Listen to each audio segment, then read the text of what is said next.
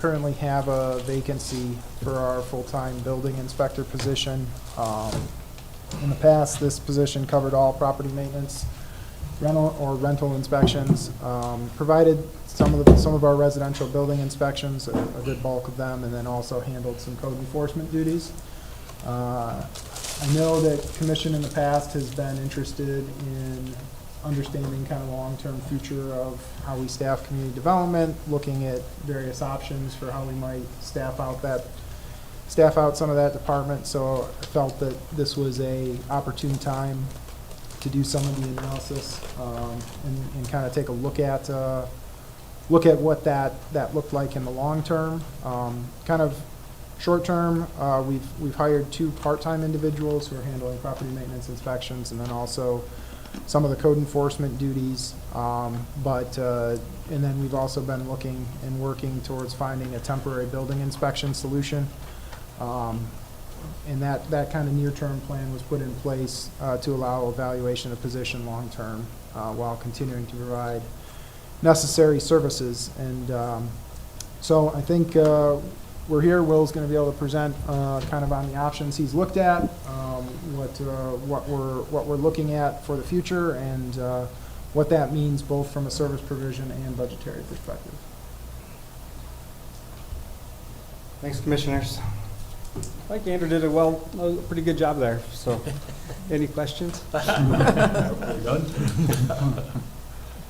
All right. So, some of the high spots that we're talking about. So, as everybody knows, our department's been down an inspector since January. So that inspector used to take care of all the residential building inspections, all the property maintenance inspections, which would have been rental inspections, code enforcement from our department. So stuff's falling off a house, they'd go take care of that. We'd get complaints into the office, they'd go address those things. So that it's a very busy role. So since January, we have tried to figure out different ways to fill that gap in, and we've been working through some different scenarios. So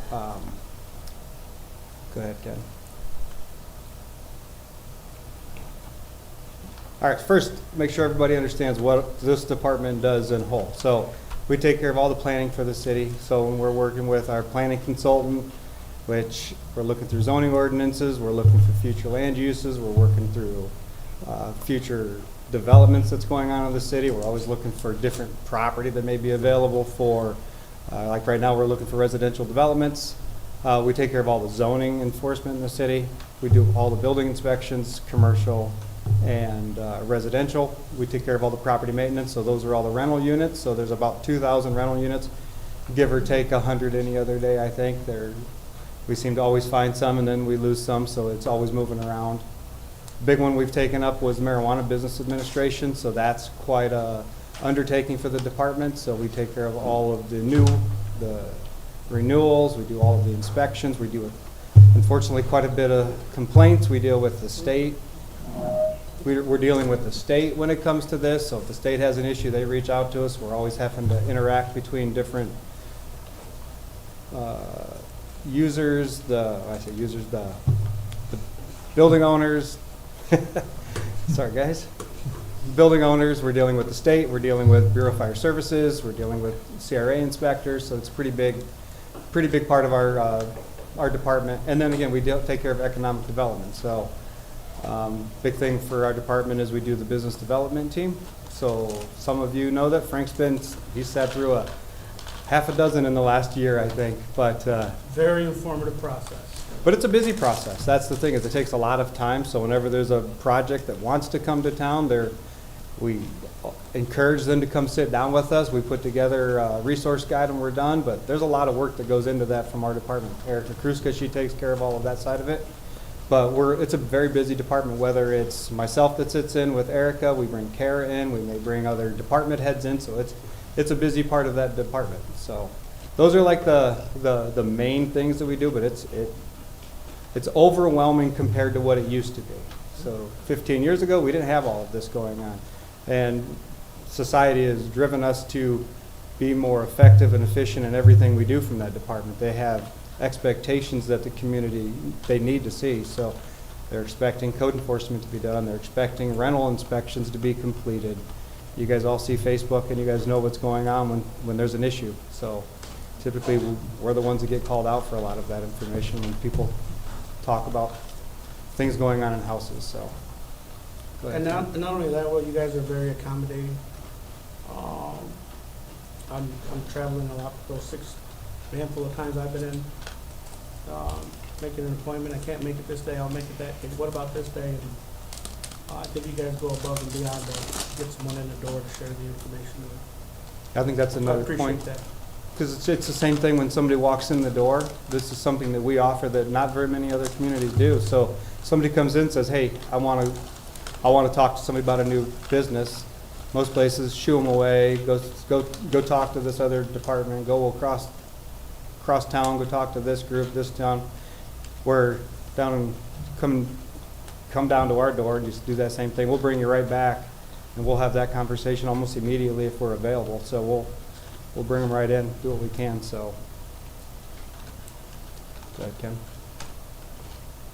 So Andrew hit on this a little bit, but in the interim, we've hired 2 part-time staff. So they're both between 20 and 25 hours a week. So one of them's focus, so there's 2 priorities on each one. The first one's priority is property maintenance, so their job is rental inspections. Second priority is code enforcement. So if they're out doing something, they see something parked in the front yard, they see garbage rubbish, they see something going on, they're addressing that. And then the other gentleman, his is the opposite. His priority is code enforcement. Secondary is property maintenance. So if we have overlap or we need someone to do an emergency inspection for property maintenance, the other gentleman's jumping in and being able to cover that while the other guy's doing the other inspection. So it's working out right now to cover property maintenance and code enforcement. So, but the problem is that approach isn't maintainable for the department. Well, no question, you say code enforcement, I thought that Rick Schweitzer did some of that. So there's different levels of code enforcement. I'm missing something. So there's a city code of ordinances, right? Those have their own codes that are in there. Most of that is done through the police department and Rick Schweitzer. So he handles dogs, but the one part that like Rick, he helps us with, or we help each other with, is parking, parking enforcement on the citizen's property. Anything outside of the citizen's property is police department or code enforcement, which is Rick Schweitzer. So he does help us, because I have contact with him before. Absolutely. Complaints, so, okay. Yep, but our department, anything in the zoning ordinance, that's an enforcement. So building enforcement, code enforcement, property maintenance enforcement. So those are the code enforcement things we address. And people have expectations that I don't think any of you guys even realize, but they want us there when they want us there, and we weren't able to do that. So now we've got at least someone to fill that gap right now, so we can get out there in a timely fashion. You said we currently have 2 part-timers, right, doing the job, and you explained how they work together. But you said it's not sustainable moving forward. Do these people have other jobs too? Is that why they're only part-time? No, we tried to figure out how do we fill this gap at the beginning, so we wanted to see part-time, because at the time, like Andrew said at the beginning, we wanted to kind of evaluate that position in the department. So like, okay, let's see if we can. What we did is we put scenarios on the board, and we went through and figured out which scenario, part-time, full-time. It's been quite an interaction between all of us trying to figure out how to maintain this. So we looked at first thing we need to do is property maintenance, rental inspections, right? How do we get that person in here to help us do these inspections? We're canceling inspections all the time. People are upset. They're getting notices, and we're having to tell the tenants we can't make it. We're calling the landlords and telling them we can't make it. So that was our first priority, was trying to get somebody in from that. So I reached out to a bunch of different groups trying to find somebody that could do property maintenance inspection. We were fortunate to find the inspector who also does Centerville. And Centerville only does rental inspections because they don't have as many. They only do them during summer months. So it worked out really well. He came in and met with us, and he was able to jump on board. He does have a full-time job. He's a police officer as well for Centerville. So he comes in and works for us part-time. He sleeps on the very little, I think, but he does a good job. But through that, we found he wasn't able to keep up on just doing what he was doing, because it's a busy job just doing code enforcement and property maintenance. So he's trying to help with both, and it's overwhelming. So it's like, Andrew and we talked, we're like, we got to bring somebody else in part-time to help. So we're like, okay, we got to figure out the priorities, and that's where we kind of overlapped each other, so one can do this and one can do this, and if he's busy, he can go do this inspection, and so far it's working out well, right? We're only a couple months in, but we're learning as we go to see how this works. Well, so, but your intent is to bring on a full-time to replace the vacancy, correct? Yes. Okay. What about the 2 part-time spots? We'll get into those couple Okay. scenarios in a minute, but Okay. But Will's doing the building inspections today. Those Mhm. part-time people right, are not, right, so I'm- just to clarify, no one's filled that. my administrative Yeah. role has taken the back seat to all of this. That's the hard part right now. So all of the stuff that citizens and business owners and all of that's on the back burner because I have to go out and do all of the inspections and meet with the customers and meet with the contractors and keep projects moving that people want to come into town to do. Does that include like the, Right. Yeah. what was that here? Building inspector. Building inspector has to have certain qualifications Oh. versus just being able to do rental inspections. Right. That's a good point. So when we're looking at the property maintenance guys, right, property maintenance inspectors don't have to be a building inspector, a licensed building inspector with the state. Their job is to go in and they see something is broken, right? They're not in there telling you how to fix it. They're not in there doing code inspections to make sure it's done. They're just in there saying, your window is broken, you have to fix it. Your paint is peeling, you have to do that. So a little different. So when we had the other inspector, he was a licensed building inspector, so he could do both, which is ideal for a community our size. So are you not being able to do like plan reviews and They're behind. review the architectural drawings and all that stuff, because you're out doing other stuff? We're trying to get through this. That's why we were stressing to get in front of you guys at this point now to get a little bit of direction, but we'll continue and then we'll kind of talk through it, but go to the next screen. So we reached out to, it was a vicious cycle. I'd reach out to one third-party inspector to say, hey, can you help me do inspections? They said, I can't. There's no way. I've got too many things. City of Sturgis has got too many inspections. I don't want to be responsible for not getting somewhere. So like, call this guy. So then I call this group. And then, nope, I can't do it. Call this guy. So that's been months of just a big circle of trying to find people. Most of them had no interest. You know, they're township inspectors. They do a lot of residentials. They're all over the counties, though. They might go 100 miles this direction, and then they'll go 100 miles this direction and try to get things done. Go ahead. So again, as we were working through this, I was able to find 2 groups that could help. The issue we were running into was there's no guarantee they could get here when a roofing contractor needs them to do an underlayment inspection, or somebody needs to here to do an insulation inspection when they need it. So we haven't went that way yet. So we were just trying to figure out the cost was a big one. So we've had different scenarios where one inspector was less money to do the inspection, but he could only give me a couple days a week that he might be able to get here because he's filled on other townships or jurisdictions he's doing. And the other group, they could get here more timely, but their prices were much more. They were $95 an hour plus drive time. So by the time they're here, and you'll see those budget numbers, how that turns out at the end. And then we were trying to figure out, you know, if they go in and they tell somebody they did something wrong, how do they get a hold of that inspector? Because there is no contact. You deal with that person's office, you deal with our office. We don't have that direct connection. We have an upgrading computer hardware that we would need to do. That's several $1,000s, which we haven't. We were getting ready to start doing that to go third party, and then we started looking at the cost and saw that it was much higher than we ever anticipated. So just to buy the Surface tablet was a few $1,000s. I mean, it's expensive. Body cameras, another $500. So, and then having them use our software, they're not familiar with the type of software we use. So we use a company called BSNA. So every time you do an inspection, you put all your information in there. So they don't have that, so they give us paper. We would end up either putting it in from the staff here, or we would train them how to use the software when they're here. So it's just some things that were coming back that was a little clunky and wasn't going to work out for the department at that time. Will, do you want to talk about how we handle inspections or have handled building inspections currently in terms of responsiveness and what that would look differently under the third party? Yeah, go to the next slide, I think. So here's what our community development's expected here in the city of Sturgis. So we have same-day inspections. So if you call us before 8 o'clock, we're trying to get out there that morning. If you call us before noon, we're going to try to get there in the afternoon. If you call us the night before, we'll try to do our best to accommodate whatever time you need us to be.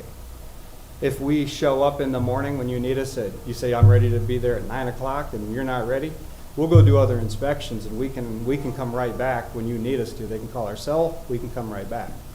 With third party, we can tell them the inspections the day before, but there's no guarantee on what time they'll be there. So we have contractors that, and I would be very concerned that they will just continue with the project and cause a lot more grief for the department, that now we're going back for enforcement action against them. And the option came about that we could pay third party to sit around and wait for that inspector. They're not going to leave and go do another inspection. They would sit there, and we would come up with a policy and say, you guys can wait for 2 hours while that person finishes their roof, so we can do the inspection, so they don't have to come back the next day or the next day to come back and do the inspection. So they could possibly do it, but at somebody's cost.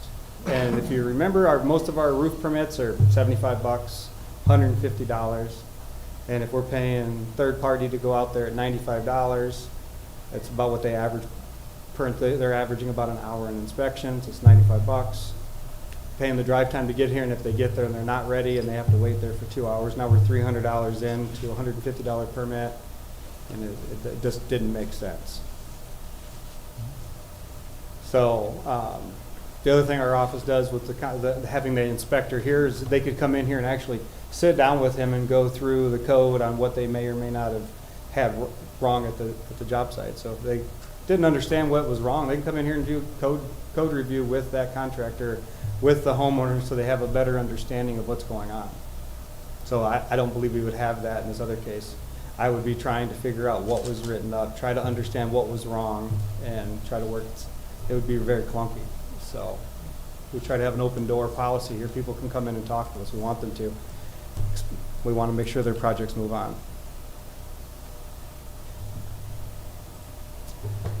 So this is what I'm seeing since I've been doing it.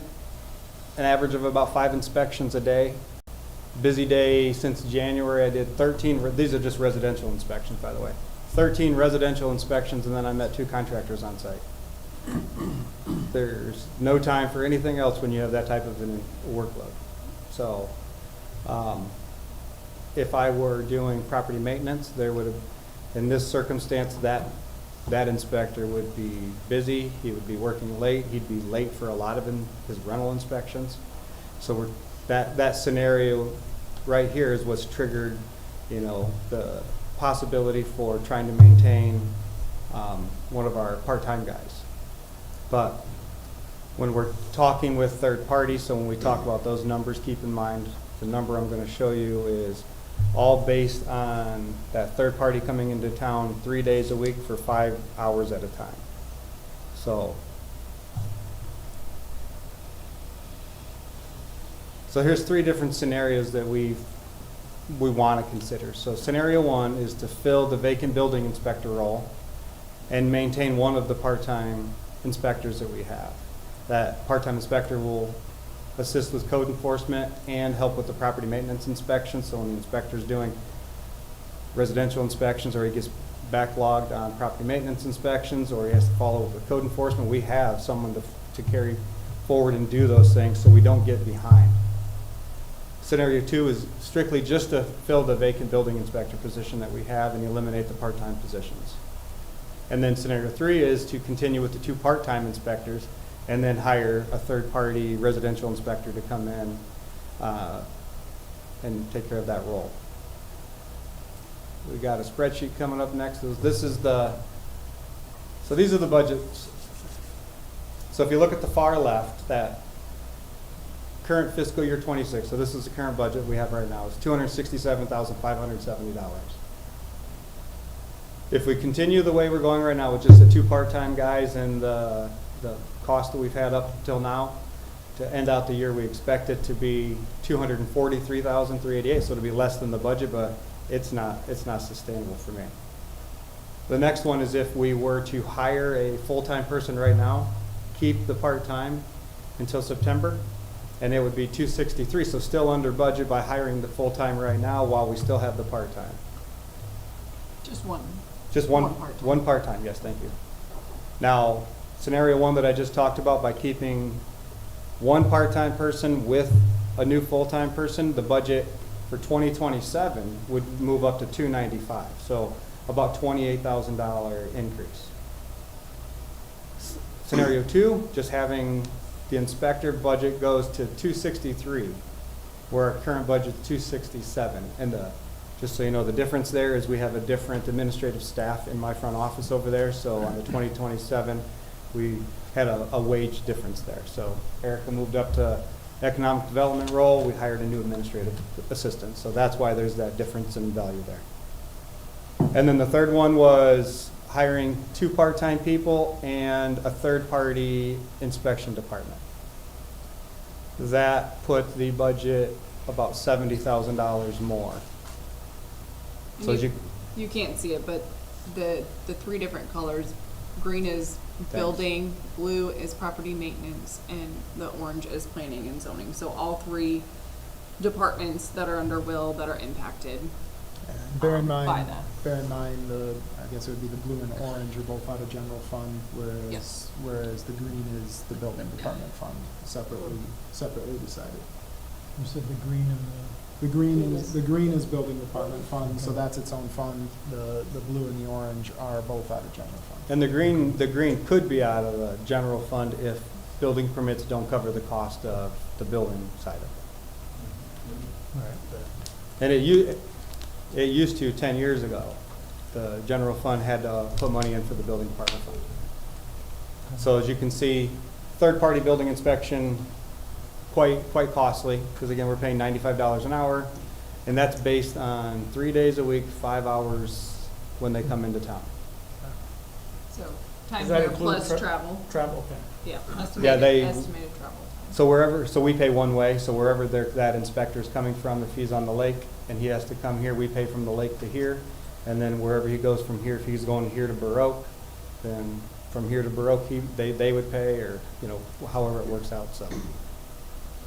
And again, those are the scenarios that we have. Does anybody have any questions on current budget, proposed inspector scenarios?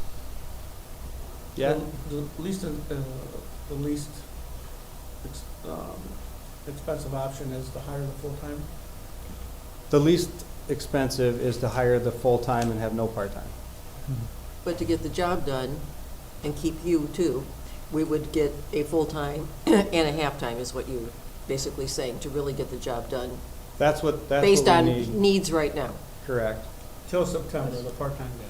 Well, till September, but go to that next slide real quick. And again, my recommendation is we fill the full-time role and keep a part-time person. I think, I've been saying this to the city manager before, Andrew, that I really think that department needs to have this part-time person for backfill. I mean, it makes it hard for us as inspectors to go on vacations, for us to be sick, for us to get behind. It puts a lot of stress on that person. And I don't know if any of you guys have it, but if you have a role and you can't take a breath, which is what the inspectors here have, is some days you can't take a breath, and most of the days with property maintenance, building inspections, code enforcement, it's really hard to take a breath, especially today. Because there's, Can we see that previous slide one more time? And the full-time person, is it licensed building inspector, certified, what is the, yeah, so the full-time person, when we put it out, it would be a building inspector, plans reviewer. So they can help me with plans reviews. what kind, is there any kind of credentials they have? You have to be a licensed with the state of Michigan building inspector, plans reviewer, which to qualify, you have to have 7 years in construction industry. Okay. So you're a residential builder where you can prove permits. You might be a project manager for a commercial Whatever. business. You might be an But architect. our part-time person well, obviously, one has to have some experience, but doesn't have to have They won't as do much any- as the building inspector. They won't do any building inspections. Right. That's what they can't Just do. everything else They'll they be can able do, no to- problem, okay. Correct. So if we're looking at, you know, you went to the next slide and you had highlighted the scenario that would be most beneficial in your eyes. Yep, that's the But fourth. Keeping on that page though, with the graph, yeah. We'd be looking at the third and the fourth, the two middle columns then, because that would be comparing 2026. I can't see the numbers, 260 263, 695, versus 290, 295, yes. so 30 Because you're plus only, $1,000 difference there for the you're- next year. you're halfway through the year, right? So your full-time inspector, you had we have a 3-month, 4-month gap going on, right? Where we had no full-time position. So that's where you're getting your, But is this, Savings if you. yeah, is the But it third, really isn't gonna be a savings. The budget Plus the was budget resets. 267, yep. assuming that full-time inspector was going to stay there all year. Yep. It did not. So it was 267, the proposed for next year would go to 295. okay, so what's the one next to it saying? So 263 would be if we went today, hired a full-time inspector and kept one part-time person, that's where we would end. That's where we'd end our budget. Yeah. With, this is just wages, this is just pure wages. Just so we're clear, this is And if just, we did that, we'd end at 263 versus Right. 267, that was budgeted, right?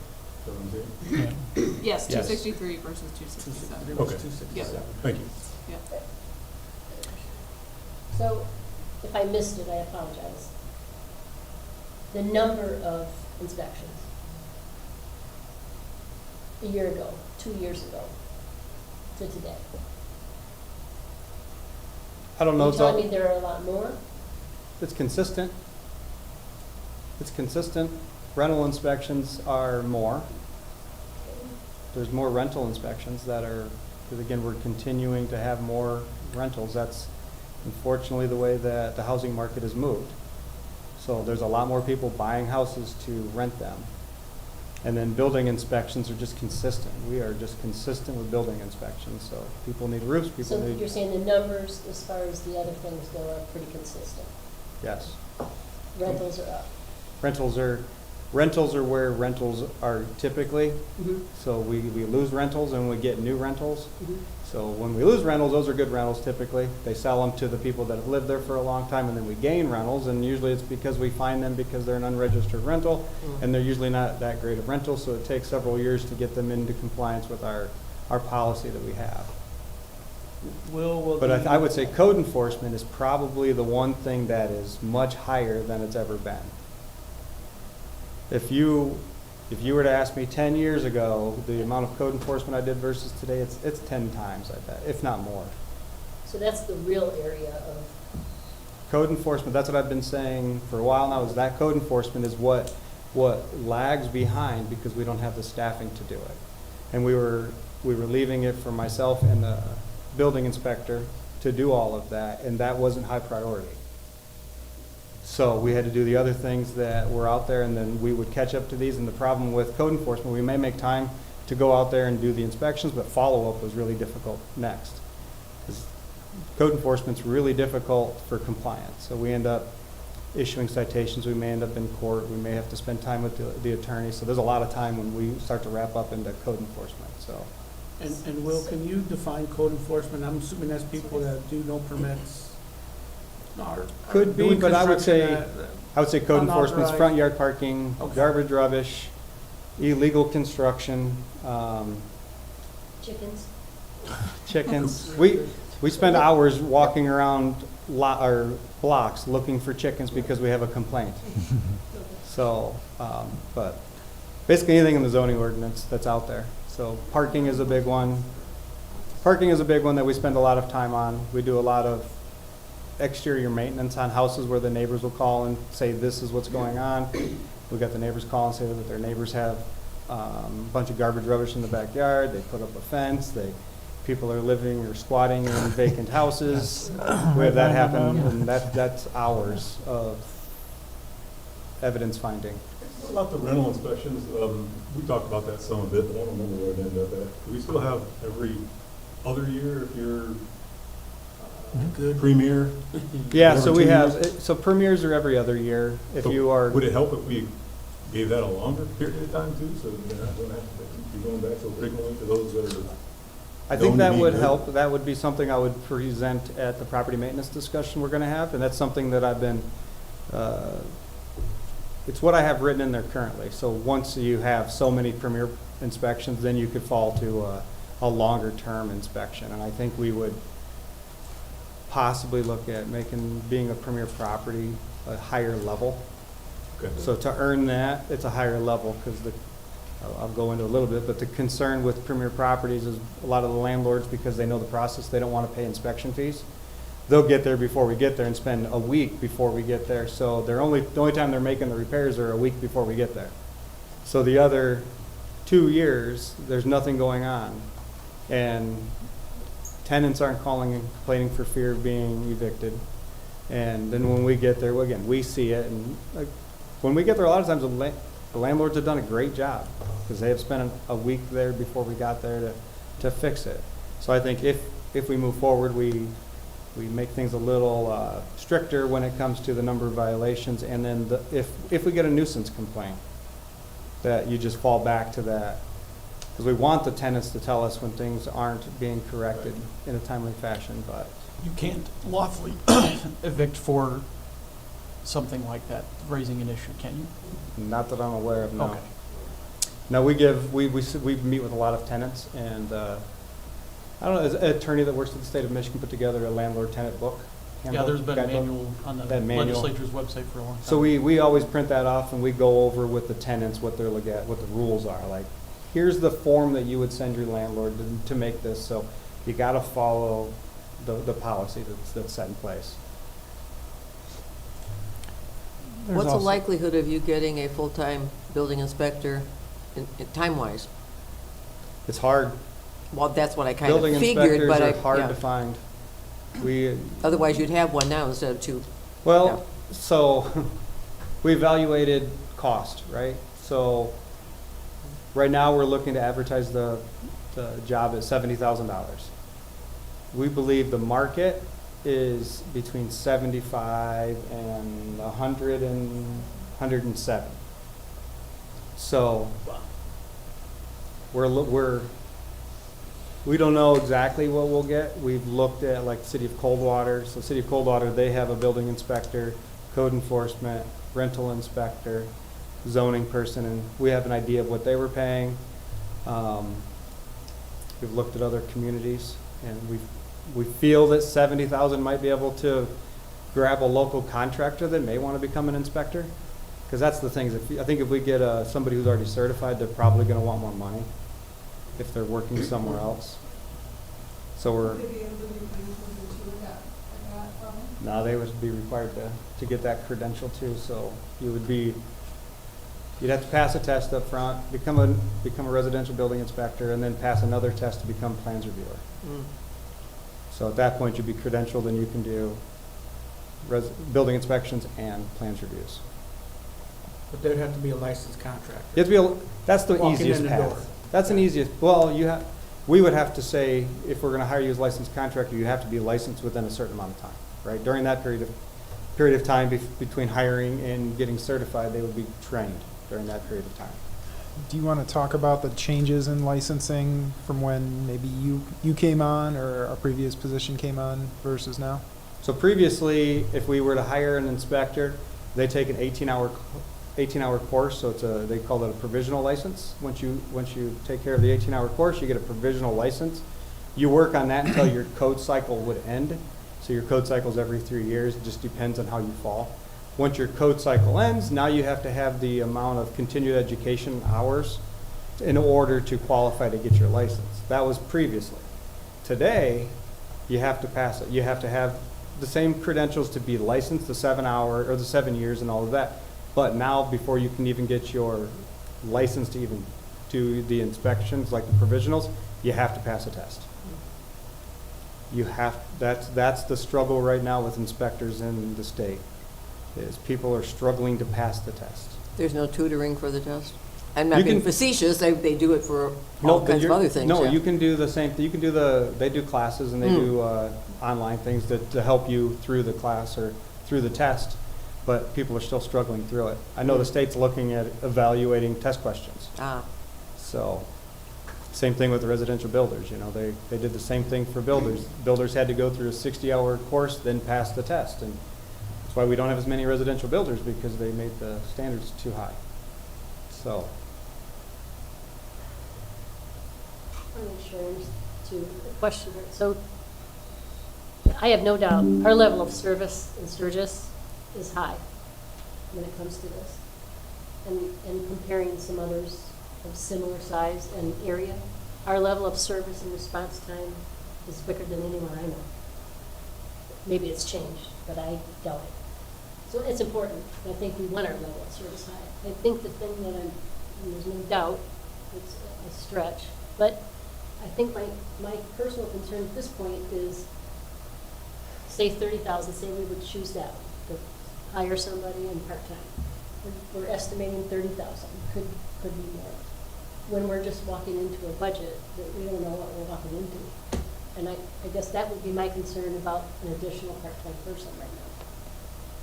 I'm just thinking out loud. But our level of service, it has been high. I think it's important, I don't know if this commission knows, but in 2013, when they adopted the current policy that we're under, if you are a premier property in the city of Sturgis, which we are going out and doing the same inspection for you as we do for Frank or whatever, but if you're a premier property, you don't pay inspections. So our department doesn't get the revenue for that inspection that our inspector is out there. So we're not showing that in these numbers when you're looking at the revenue versus expenses. So that's important to know.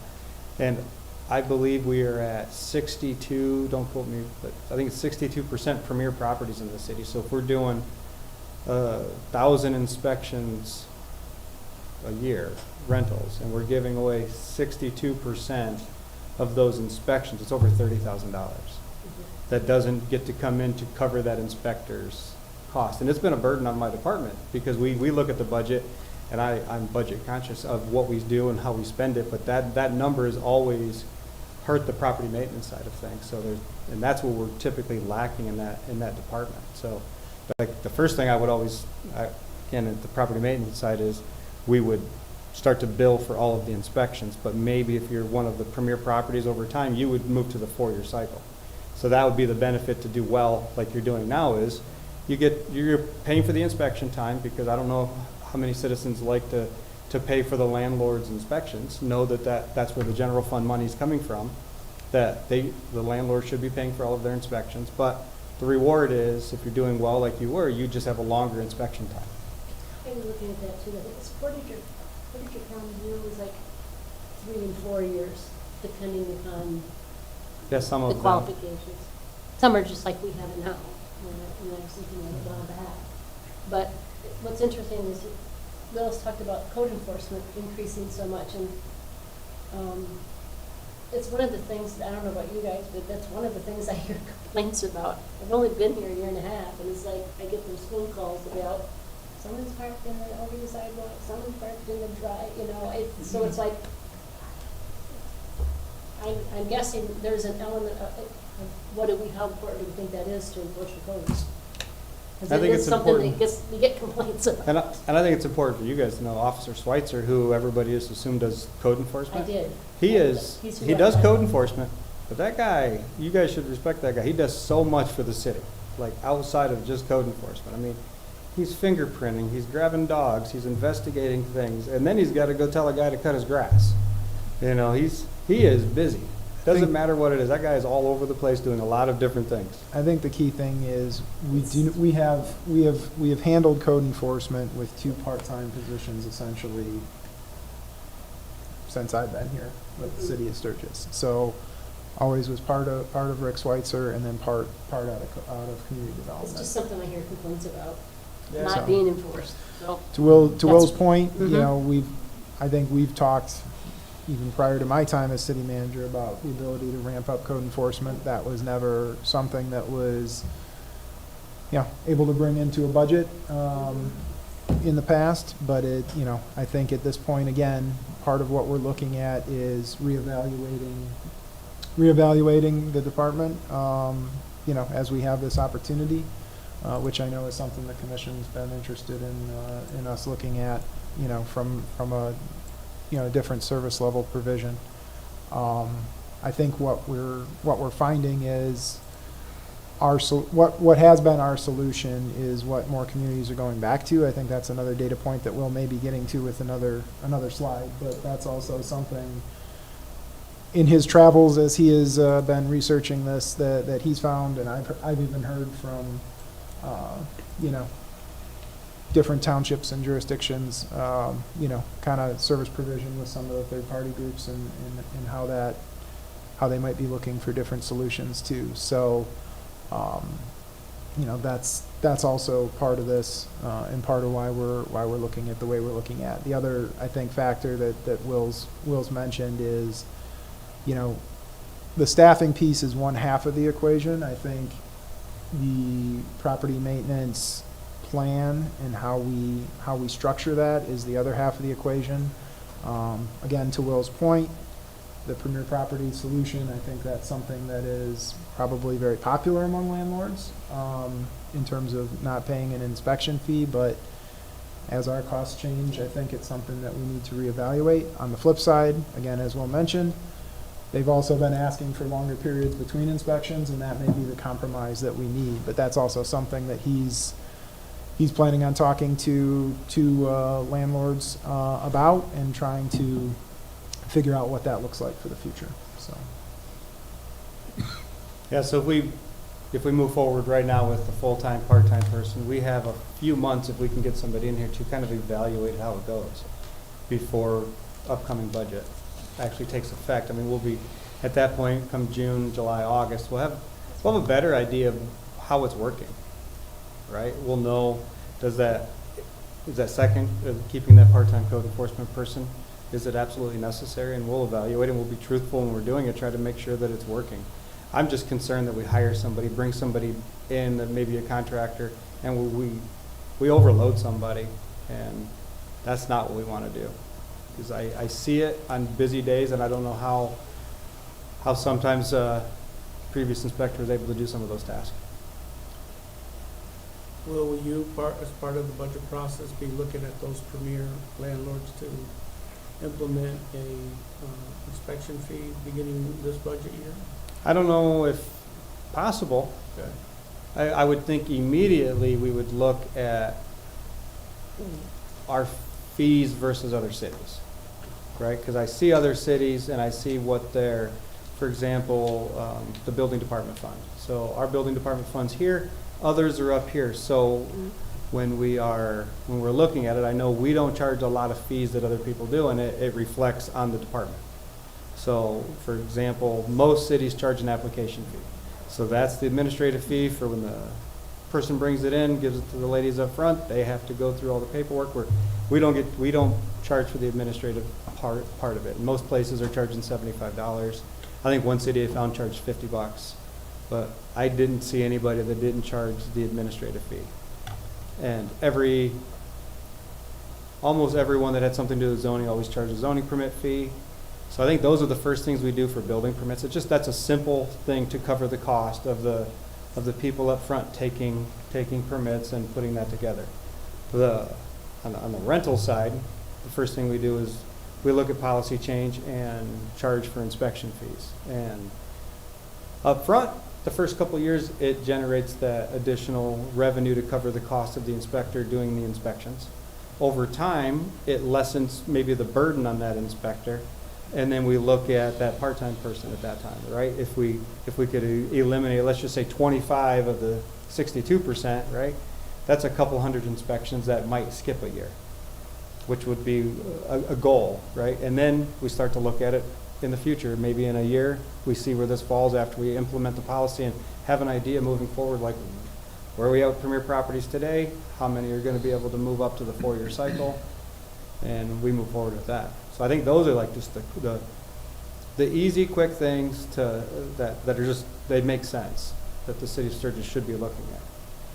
and bear in mind, I mean, those who've been through the last several budget processes, Will's brought fee changes in various departments. We've been adjusting those over the course of time. I think this would just be the latest iteration of that as he continues to look at that and try not to overload anything in any one year, but certainly there's some gaps and some potential for change there.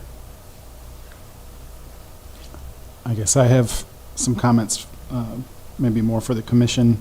We make a lot of decisions to try to save money for the city, but there's also times when you have to make decisions where you're not necessarily doing the cheapest thing, but it's the best thing for the city. And I think this is one of those areas that would be the best thing, to have more staffing in this area, because you're staffing for growth, you're staffing for morale, you're staffing so you don't have turnover all the time because they're so overloaded.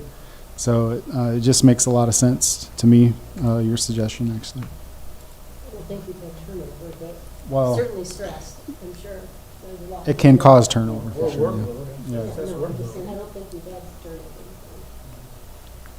Well, and the timely inspection, especially for roofing, yeah, I mean, weather and, I mean, yeah, that's, I know contractors can get frustrated if, you know, if it doesn't happen Yeah. on their time frame.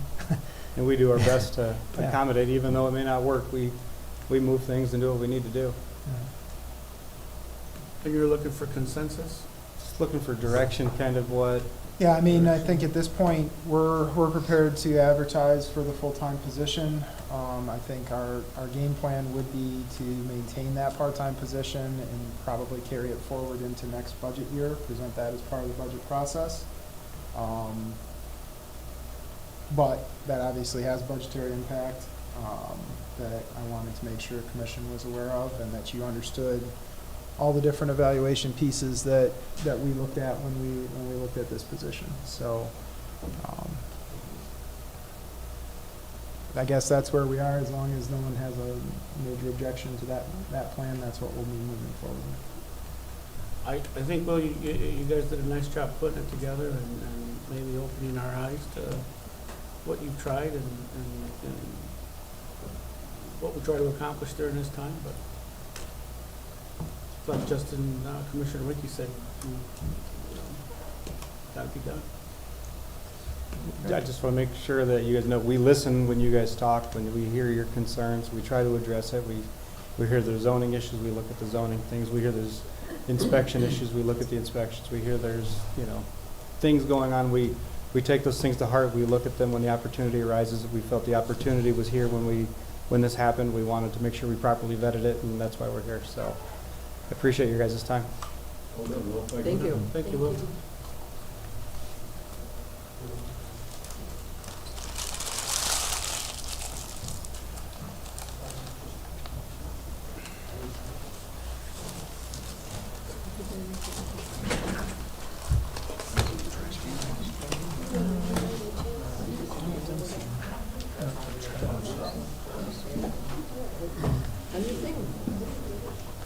I just looked. You should.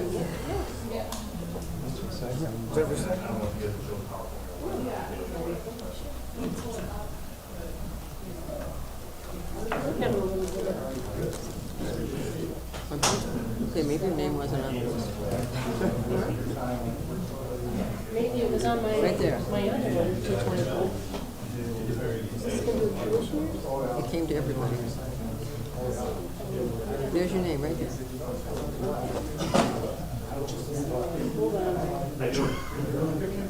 Oh, let me see it.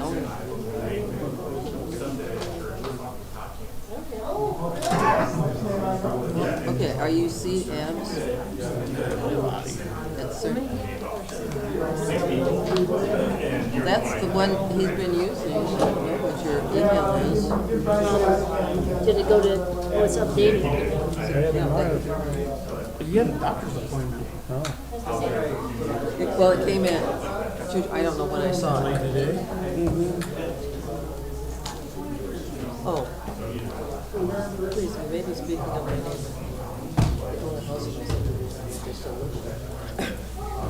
It's not like I go knock on the door and say, I really don't have it. And I'm having trouble too, I can't pull this up.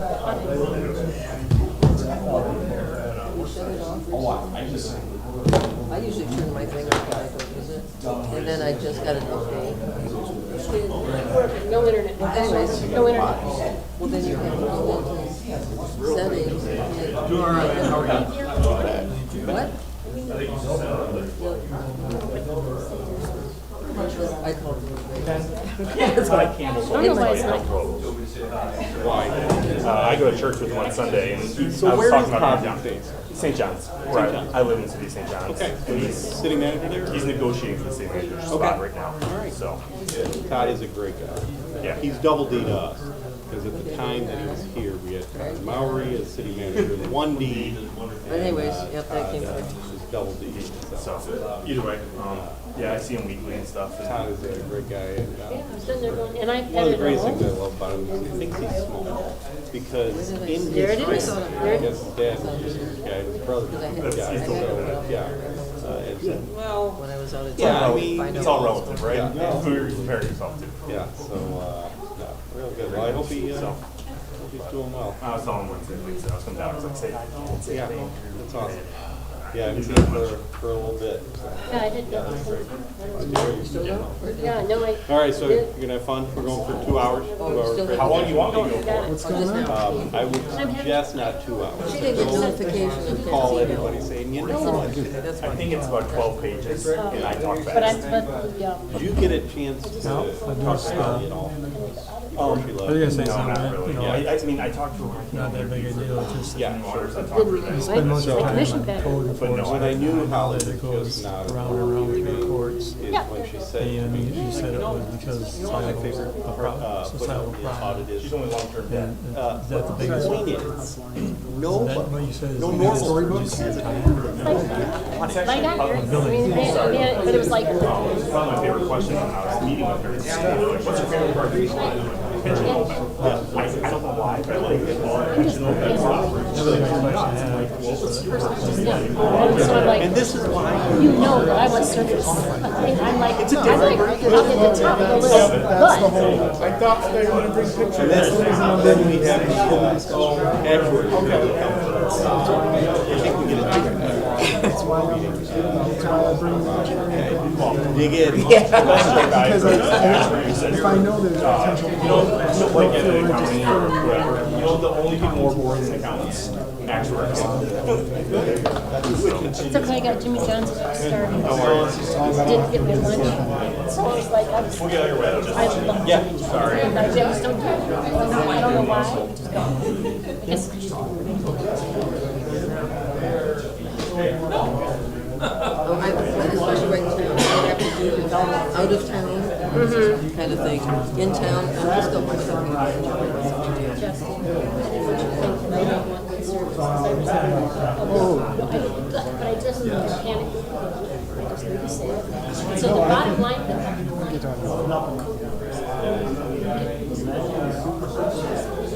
Can we spend $30,000? Take some stress out. Is that, but that whole person takes stress out.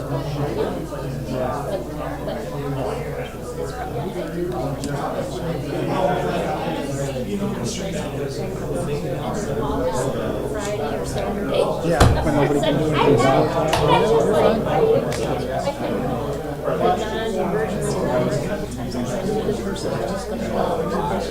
So I said, stop. And then, I just, why is it always Friday night or Saturday? I think part of it is boredom. You're like, I'm not doing anything, let me complain about something. But I actually, when I read all this, yeah, no, I'm. You know what I mean? I mean, that's kind of an ongoing thing over the years. I'm sure that's in every city where you just can't catch everything all the time.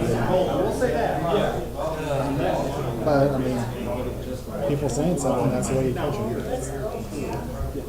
I made the call. Yeah. I'm like, crap, don't shoot me this day. No, but I, on the weekend, because I had talked to someone, anyhow.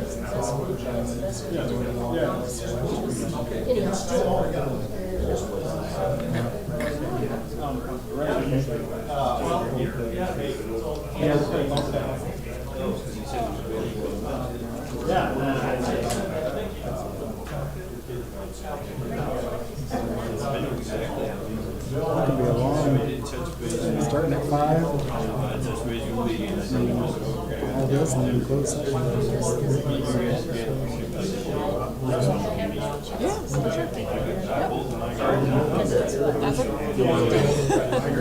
I have to do that. I borrowed those from the council, and I did. I don't like being able to do it. But I'm just- I will stand up and take you.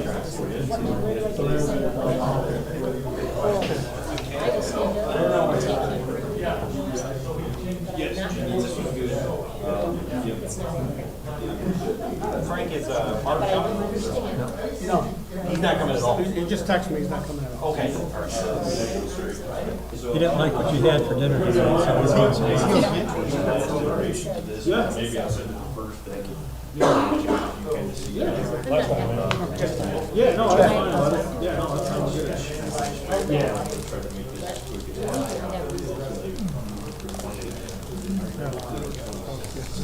You have to have this all read in 3 minutes. Great. I must be.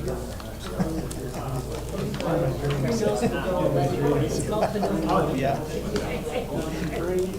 am so uptight over this.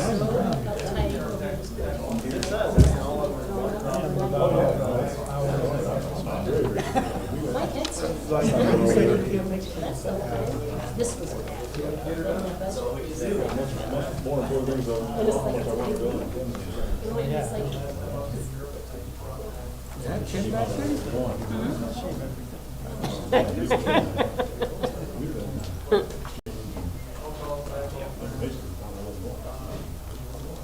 He knows where to find me.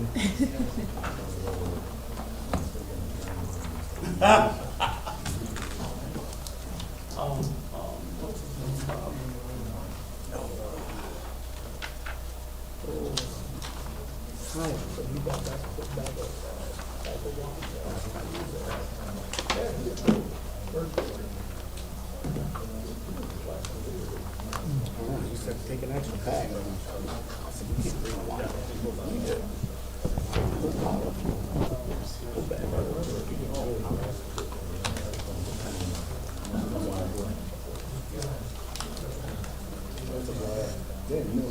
It said, They sent an email there. yeah, I said Anna Garcia staying with my host. oh, okay. Start the meeting. Oh, here, I see your meeting. I forwarded it to myself.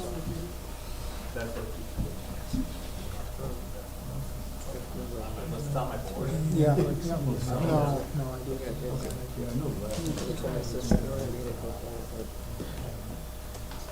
All right, we'll go ahead and get started. Welcome, everybody. If you can, please stand for the pledge of allegiance. Pledge allegiance to the flag of the United States of America and to the republic for which it stands, one nation, under God, indivisible, with liberty and justice for all. You're not going to be here. Commissioner, would you lead us in prayer? Sure. Let's pray. Lord, we thank you for another day. Thank you, Lord, for our armed forces. I pray, God, that you would keep them safe wherever they are. I pray that you would just keep your hand of protection over our officers here in town and county. And I just I thank you, Lord, that you have your eye on each and every one of us, that you know when we're sleeping, you know when we're awake. And I just thank you for your safety and for your love. And we just pray over this meeting. I pray, God, that you would help us to make wise decisions for the city. We ask that you would help us as we converse about things. Just thank you for your wisdom. Pray this in Jesus' name. Amen. Roll call, St. Clair. Commissioner Burr. Here. Commissioner Boring. Here. Commissioner Wiki. Here. Commissioner Smith. Commissioner Harrington. Here, Commissioner Abs. here, Commissioner Miller. Here. Vice Mayor Mullins. Mayor Perez. Present. Okay, we have a couple presentations tonight. We'll go ahead and start with the electric department awards. Chris McCarthy.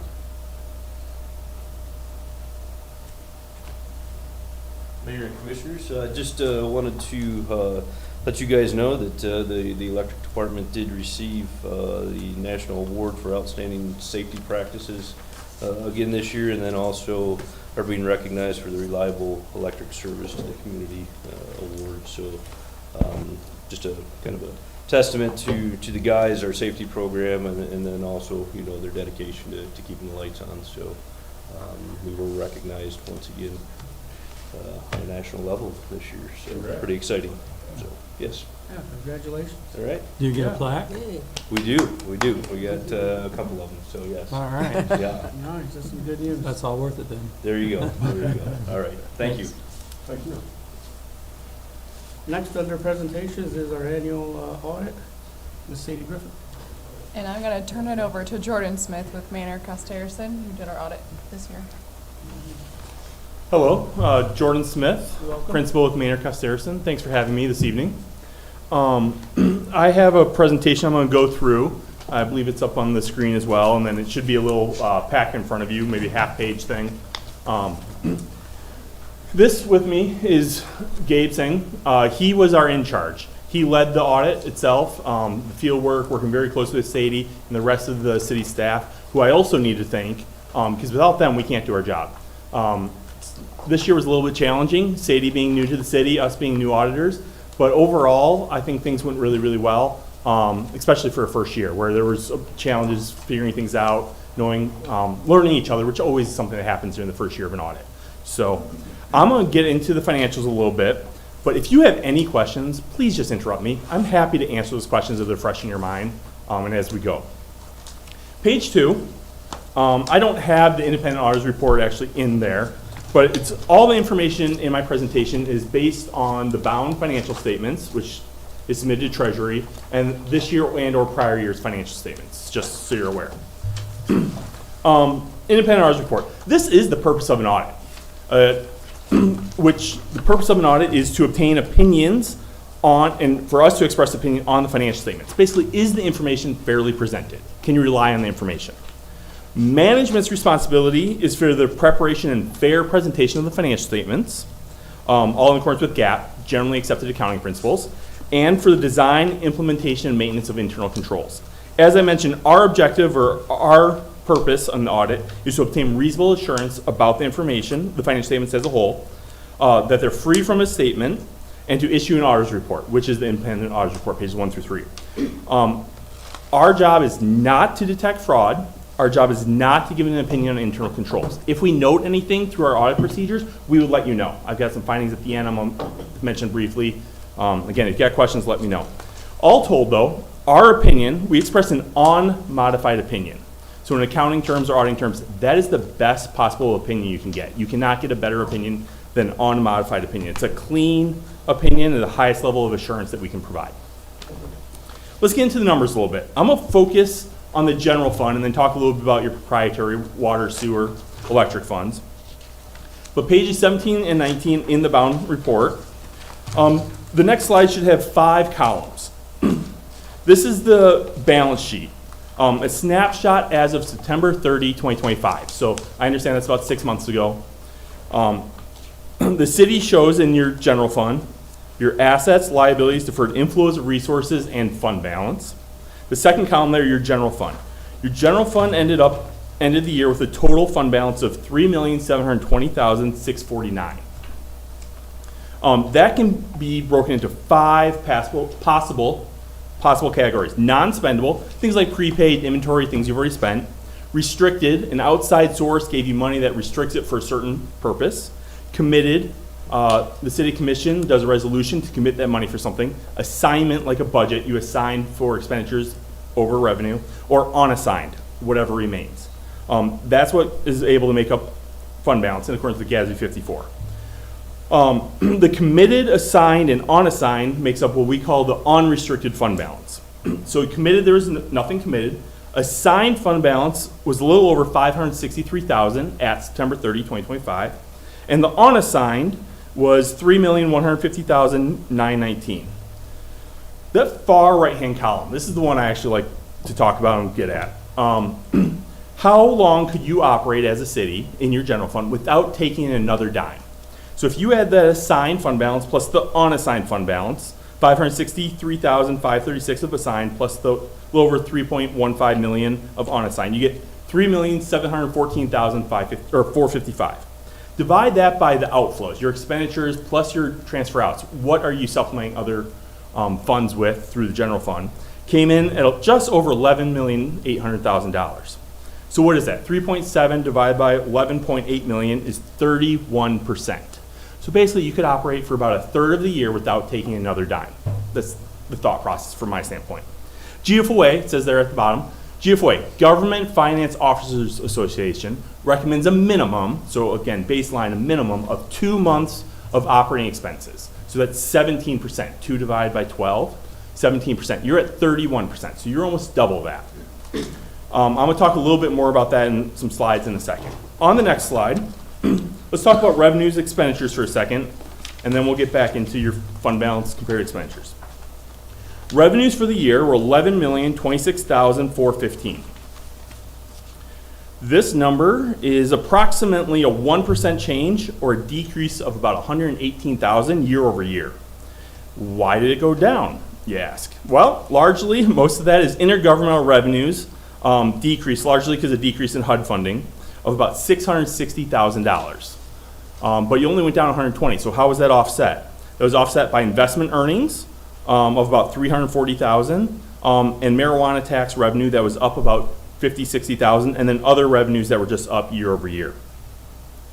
Expenditures, on the other hand, ended the year at $10,311,230,000. That's an increase of about 6% or $680,000 year over year. Why did that increase? Largely wage increases, and then repair and maintenance at the parks increased about 190% or 73,000 for parks. So just a lot more repair and maintenance at the parks this year. You also, that net other financing sources and uses. That is the net amount of what the general fund funded other funds. Supplement other funds for shortages and stuff like that. Budgeted transfers, things like that. So general fund supplement other funds, electric, sewer, ambulance, cemetery, housing, Center for the Arts, Recreation, Community Center, just a number of other funds, and that all was a little over $1 million came from the general fund to help those other funds. All told, you actually used fund balance of $289,576. So that's about a 7% decrease in fund balance. So looking at a 1-year snapshot, you used about 7%. However, in fiscal year 24, you added to fund balance about 15% or $514,000. So year over year, you still added about $230,000 to your fund balance. So over a 2-year period, you're still up. You're there. The next slide, page 6. 5-year trend here. You can see in 22 and 25, expenditures exceeded revenues. So you use your fund balance, as opposed to 21, 23, 24, where revenues exceeded expenditures and you added to your fund balance, your reserves there. So just showing you a graph of the past 5 years and how in 3 of those 5 revenues have exceeded expenditures. The next one, getting back to unassigned fund balance, this line graph here, that purple dotted line up there is 49% going across. That is the average of cities in Michigan for their unassigned fund balance as a percentage of expenditures, as opposed to City of Sturgis right now, which City of Sturgis, what I have here, is 31%, and GFOA says a minimum recommendation, minimum is 17%. So the dotted red line is the GFOA recommended minimum. The blue solid line is where the City of Sturgis is at, and that purple line going across is the average of cities here in Michigan, just as a comparison for you. Graph 8, or slide 8, whatever. Where does your revenue come from? It's not a surprise. I know you're aware of it. 49% of your revenue in 2025 was all from tax revenue, property taxes, and marijuana tax, stuff like that. It's all taxes. Intergovernmental was 27%. So all told, about 75% is either intergovernmental, coming from the state, federal, stuff like that, or from property taxes. Shouldn't be a surprise to you. It hasn't changed by more than 1 or 2% in the past 2 or 3 years. But it's a graph showing you where significant revenues are. The next slide is another pie chart. Public safety, again, probably is not a surprise. It hasn't changed at least year over year by more than 1% or 2%, but it's 45% of your total expenditures is to do with your public safety, police, fire, things like that. General government, elections, clerk, treasurer's office, city manager, finance, that is 16%. So those two are the largest areas of where the city expends their dollars during the year. And then 13% there is the transfer out, which I already talked a little bit, where the general fund is supplementing and helping other funds with shortfalls in other areas.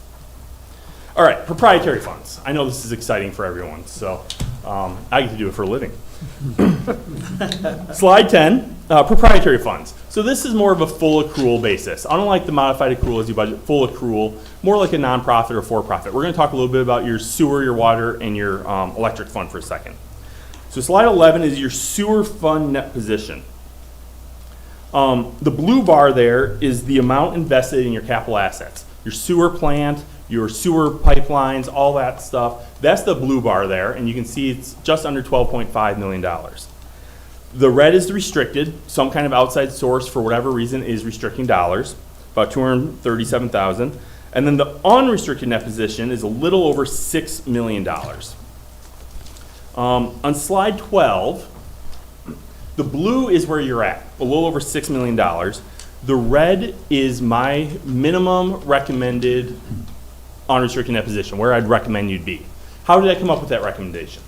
Well, I took your expenditures less your depreciation, your operating expenditures less expenses, less your depreciation, times 3/12, so 3 months of the year. I then added in any debt service payments. Any debt that you had, I added that in as well in the next 12 months, any debt service. And then the final one is very arbitrary. We took 10% of your capital assets. So whatever your capital assets were, and same thing in water and electric as well, we took 10% as an estimate of what you might be planning to spend in the next 12 months as of September 30, 2025. That came up to a recommended minimum there on the red bar. You're above that, which is the blue bar. So that's a very positive situation. Let's talk about all the same stuff for water fund for a second. Blue there, you can see just under $6,650,000. That blue bar, again, your infrastructure. That's what your infrastructure is. You have a little bit of restricted dollars, is the little red, and then the green of about $720,000 is your unrestricted net position, available to be spent on water as needed. However, slide 14, the next one, the recommended is the red, kind of same process I used there as of September 30, 2025 in 12 months. And the blue is where you actually are. So for 2025, you can see the 5 years there, but you're about $722,000 of unrestricted net position. And the recommended is the red bar. And that amount, I didn't actually write the amount down, so I apologize. But that amount looks to be about a little over 1.2 million would be our recommended minimum. And you can see it on the chart. Same thing for electric fund here. Electric fund's fairly healthy overall. That's not unusual. Most electric funds are fairly healthy. The blue is your infrastructure there, a little over $18.8 million. You have restricted net position of about $2 million there, and then the green of $39.8 million. That's unrestricted. That's very healthy. Can be used for whatever the electric fund needs. However, it is restricted for the electric fund. So the next one, again, unrestricted net position, recommended minimum would be the red. The blue is where you're at. So sewer and electric look very, very healthy. The water fund looks like it could use some work from a calculated minimum. How much more do we need? Say that again. What's the gap? 1 second. In the water fund, I'm going back to slide 14, water fund would be about $500,000, give or take, in that unrestricted net position. Thank you. Slide 17. This is your pension OPEB. So the blue solid line there is the flow of where your pension's been. The dotted line is the pension average of cities in Michigan. The red is your OPEB, just to make sure we're all on the same page. OPEB, other post-employment benefits, meaning retiree health care, retiree insurance, whatever you're providing for your retirees. That's the red solid line, and the red dotted line is average cities in Michigan. The state of Michigan says they want your pension to be a minimum of 60%. You're well over that. Your pension is well over that. About, let's see here, I have it here, 110%. At September 30, 2025, you're 110% funded. The state of Michigan wants you 60% funded. Part of the reason you're so well funded is you added or contributed about $950,000 during fiscal year 25 to that.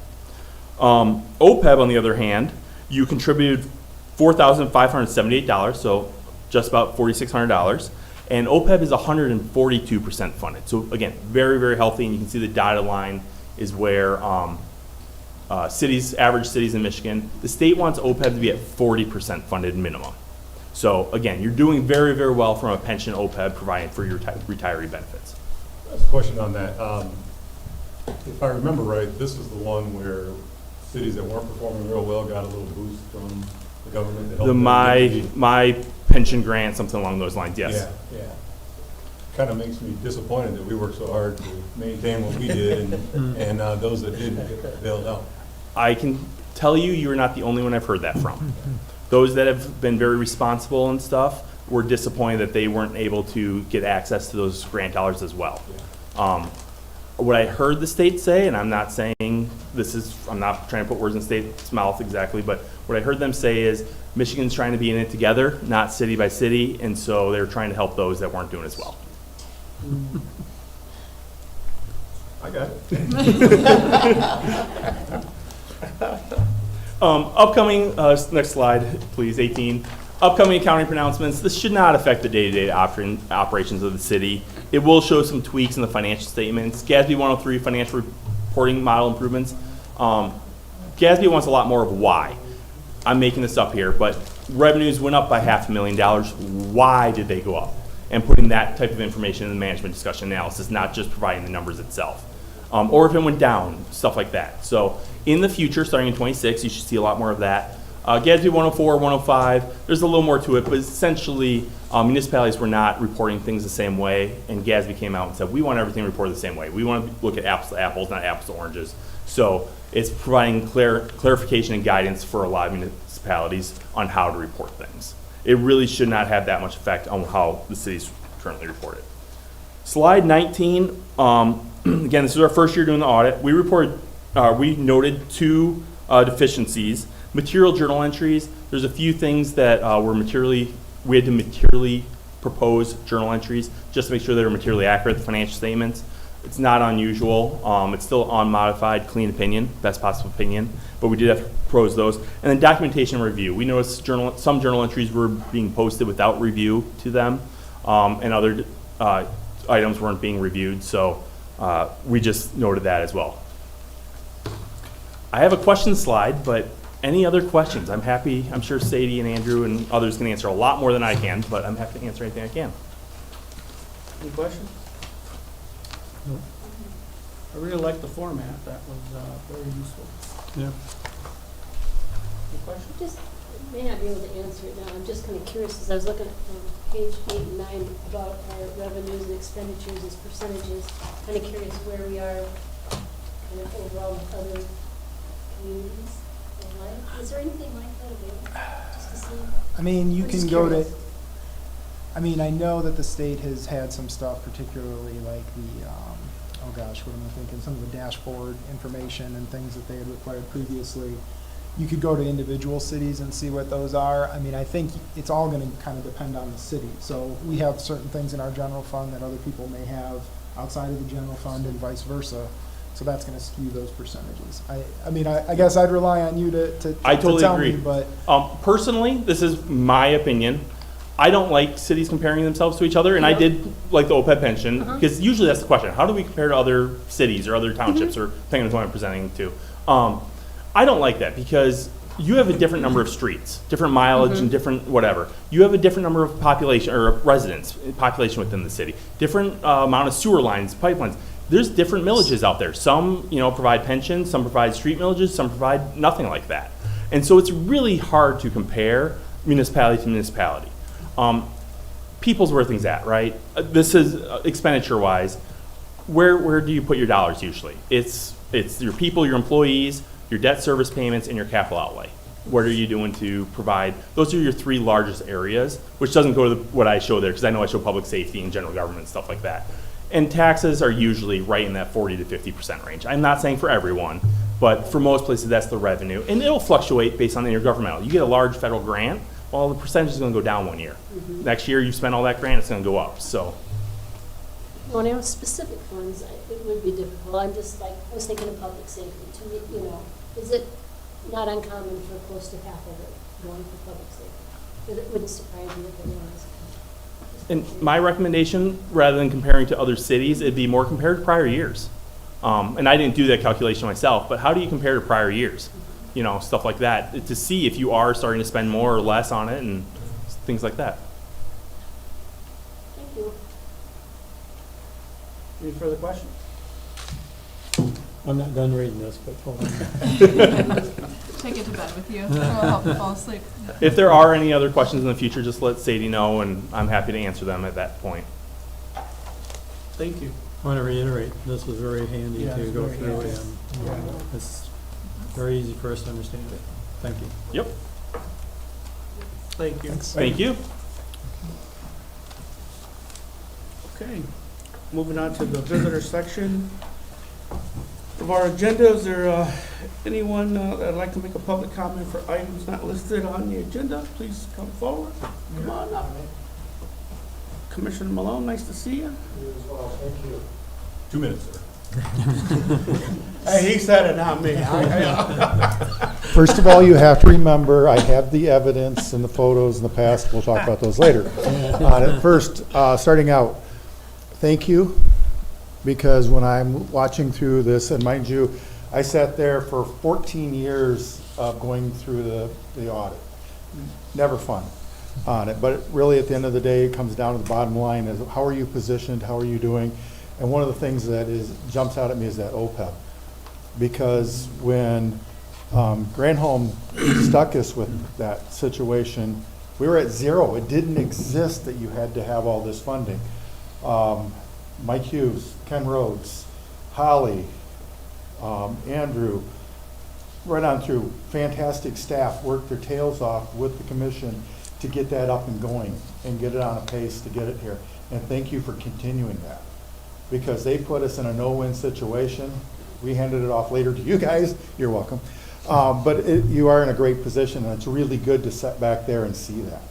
So I realize you don't get many pats on the back, but seriously, I do pat you on the back for that. Also, when I was seeing where he's talking about the fund balances and being solid, I mean, I realize water, it's tough with utilities. They 1 year, just, a bunch of line breaks can screw the water budgets up and that. But those things go on. But what people out there don't see that we see, because we see them all the time, is those fund balances are so important that you're maintaining them, those levels and that you're in a good position. On the outside looking in, they're going, oh, they're just sitting on money they don't want to spend. What they don't understand is, last night we actually had the mental health came over, did their report, did a good job with it, and like they were reporting, they're part of SWIMBA, I believe his name of, it's been a while since I was involved directly with that. That organization where all these different counties are involved with, they come get a pool of about $100 million. What did they do? They held back 30 million of it. Nobody knows specifically what they plan on doing with that. So all of a sudden, that funding that was supposed to come down, they didn't get it on it. So I think locally they're about 1.4 short currently on that. Those fund balances are huge. That's where people don't understand. You having 31% is amazing, because it lets you function until the state figures those things out. That's what's letting them function on it. So you're doing a great job with it. So appreciate that. But otherwise, what I actually came in tonight for, because I didn't look close enough, or I would have probably delayed coming, on it no, I'm just kidding. On it, it's not that bad. I've done enough of those audits. Is talking about VSLO coming up, which I'm excited for. I'm hoping you all that are going are excited. Those that are not going, I want you to get excited. I want you to think about the next time this happens, that you do it, because it's an incredible experience. The people over there are so warm and welcoming on it. They look forward to sharing their culture with you, experiences from their aspect. You're not getting a tour guide, you're getting personal people showing you things that they're proud of with it, and they just make it fun. They're welcoming you into their homes.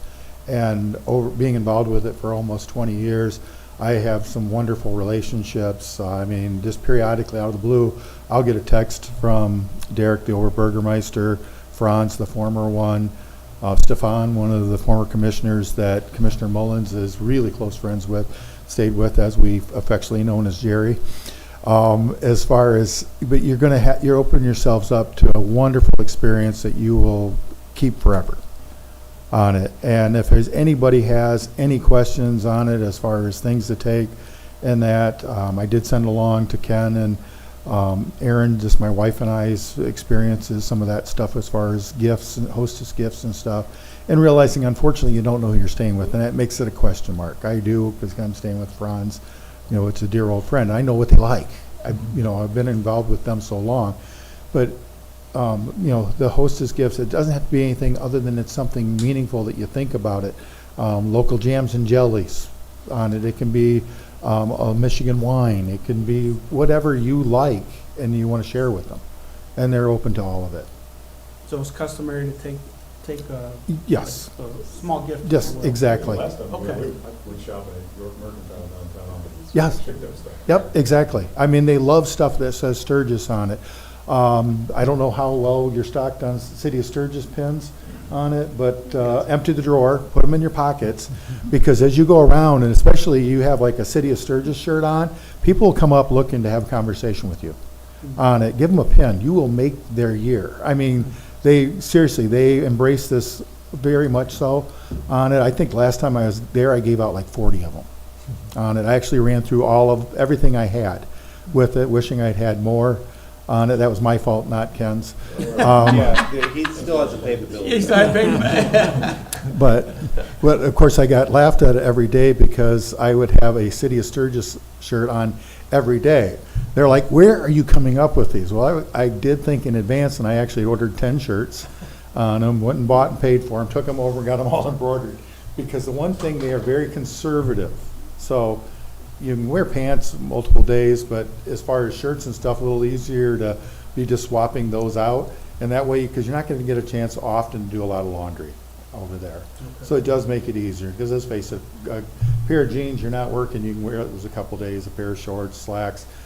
Change of shirts always nice, and like you say, those type of shirts don't take up as much space on How's it. the weather over there? They are very comparable to what we've had in the past. We've normally gone in August, so our hot August nights, they get them too. Okay. So I'm expecting the beginning of May, it's going to be much more moderate with that. Take a jacket for cool summer or spring evenings and that. And they, like I said, they'll be accommodating. Unfortunately, not throwing you under the bus with me, at our size, they're not going to have as many they're not going to have as money readily on hand for us on it, on it. But, it is a case though where they are very accommodating. You did say you did 10, right? On it. I might come over. You did do 10, right? That extra shirt? On it, yeah, I did. I actually did. I bought 10 of them, yeah, on it, and took them over there quickly and got back. Of course, back then it was Leslie to embroider them all for me, and it was a great investment. And of course, I wore them for years, with the city and other events too, with it. But anybody, as far as any other things that you're thinking about, questions for it? Because like I said, it'll be a wonderful experience for you. You can check the weather on your phone and put in VSLOC, and Yes. you can check it every single day to see, yeah.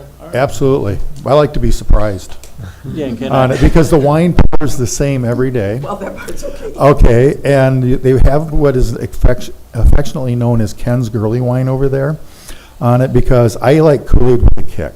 I have no use for a dry wine. I've never taken the time to try to get used to it.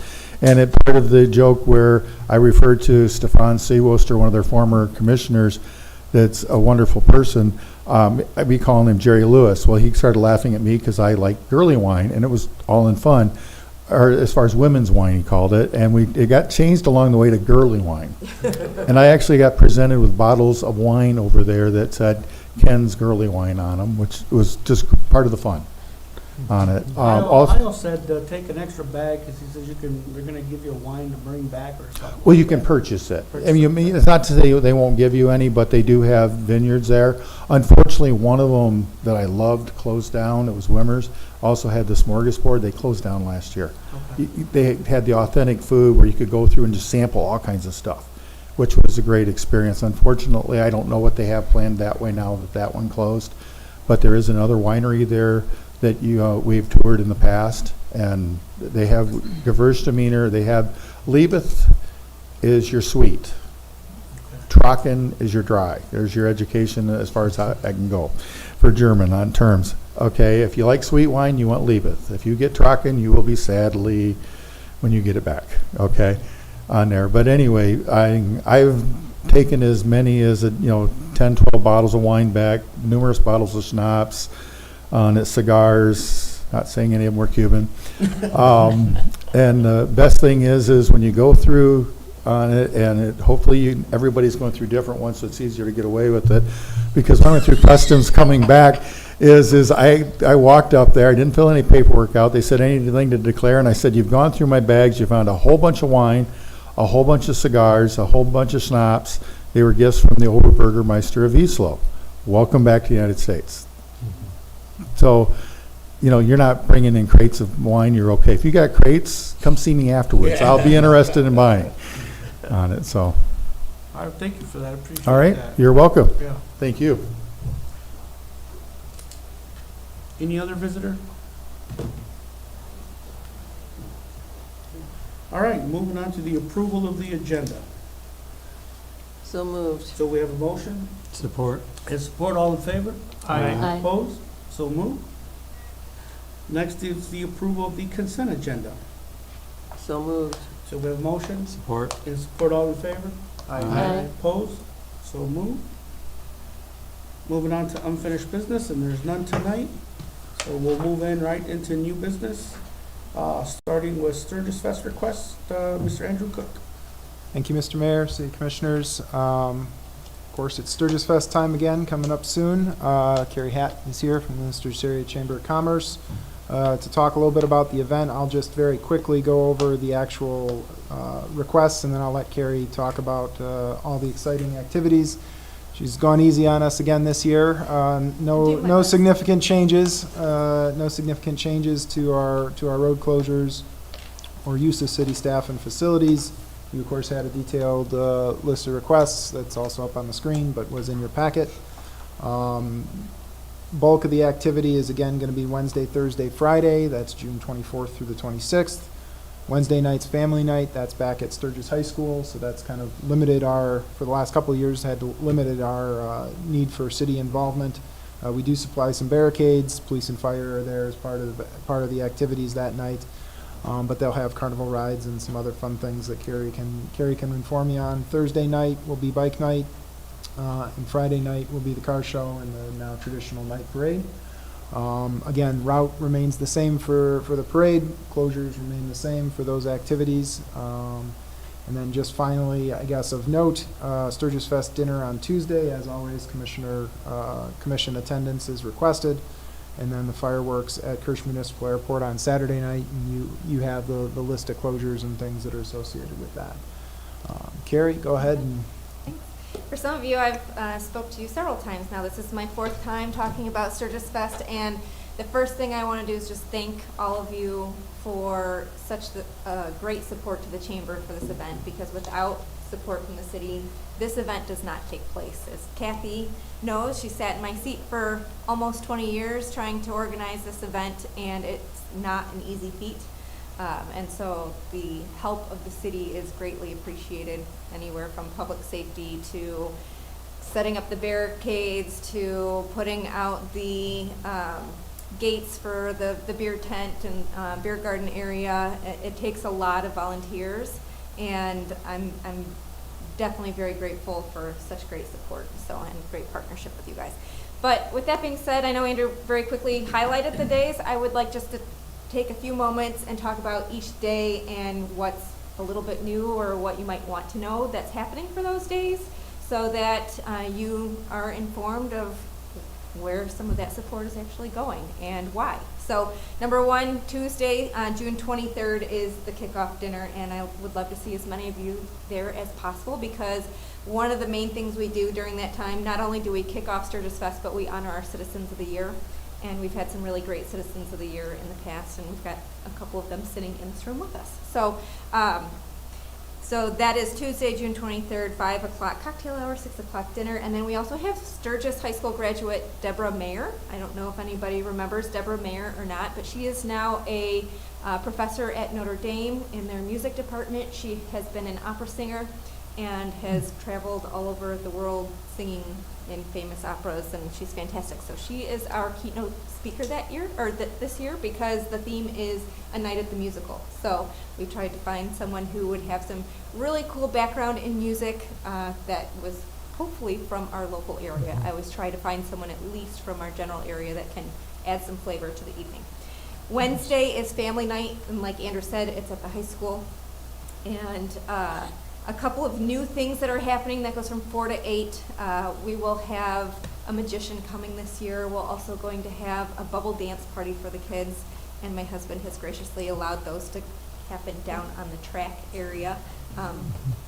It pays to be related to the athletic director for that, I guess. So we try to do as many of the things inside the gated area so that things are contained, and because the high school is a large area, the first year that we did it, we had it kind of spread out, and it made it kind of difficult for volunteers to get to places, so we tried to condense it a little bit.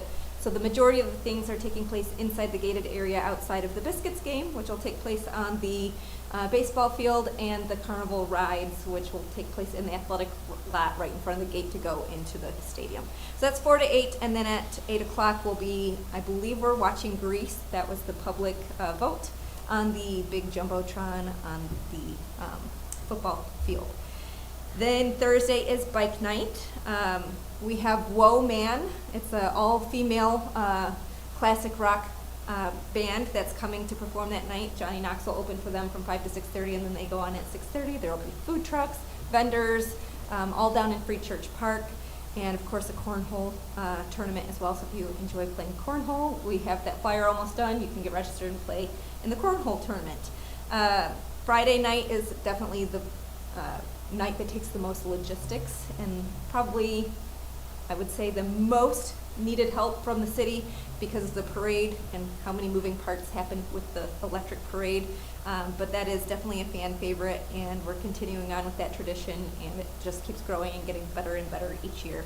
So we'll have the car cruise in from 4 to 8, the Hispanic Heritage Celebration in Free Church Park from 4 to 9, vendors up and down US 12, and then of course parade happens at dusk. So approximately 9:45 is usually when we're kicking that off.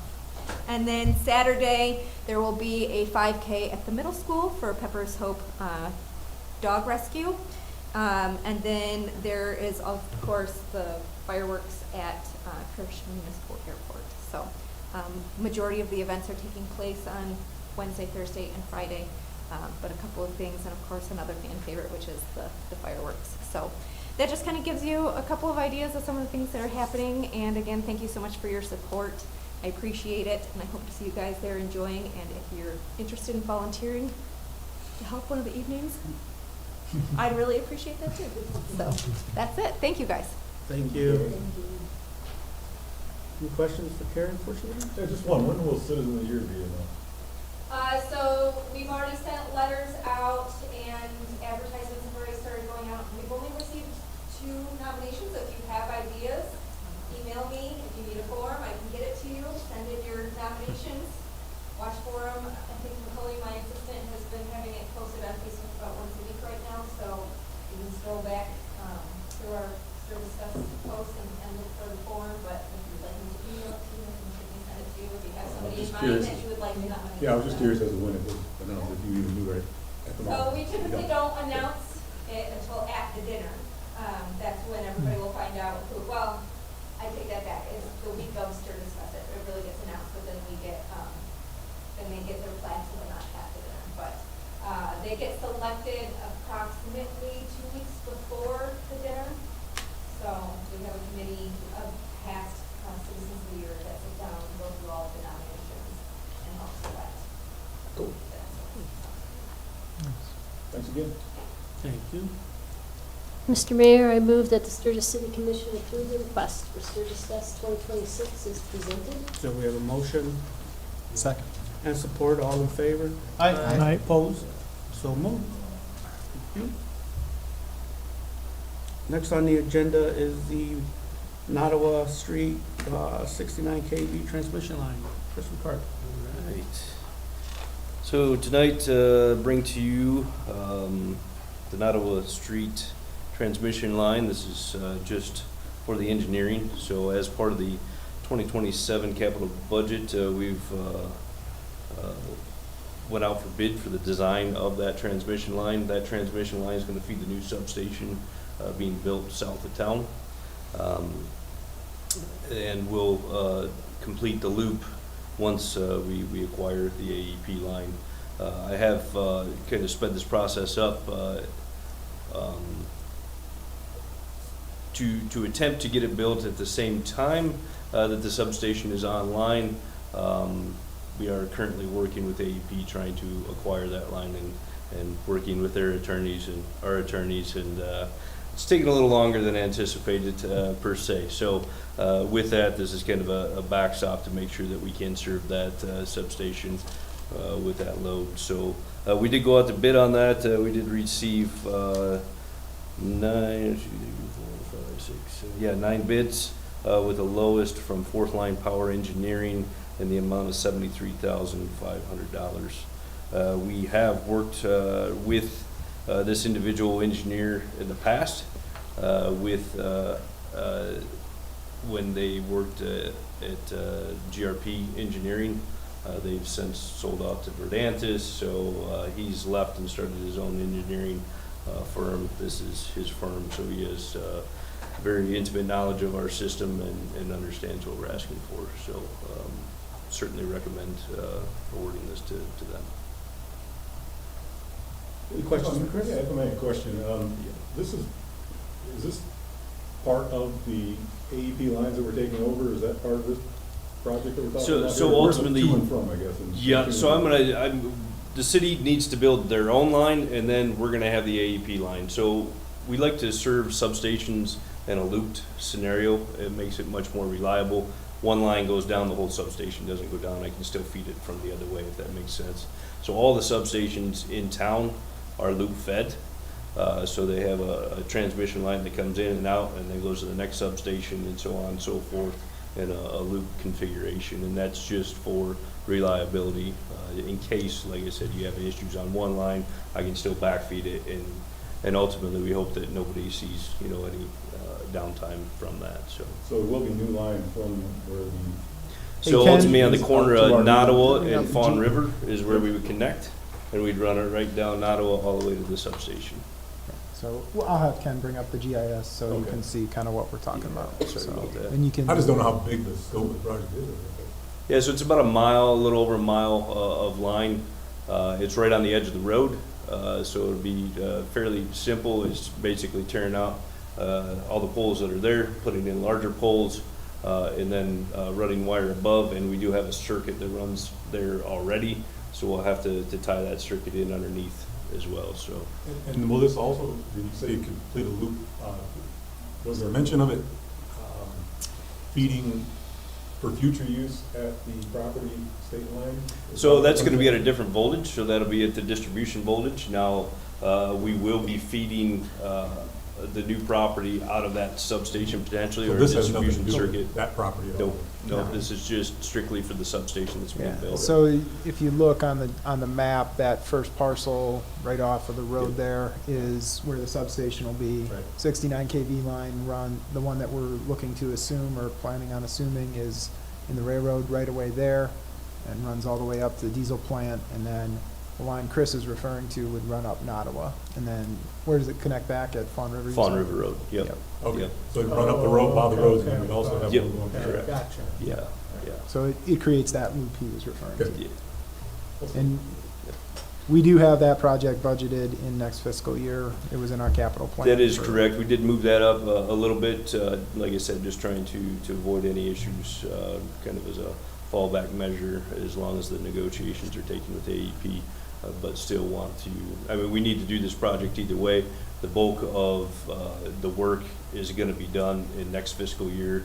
We're just asking for the engineering sooner, that 73,500. So. Any other questions for Chris?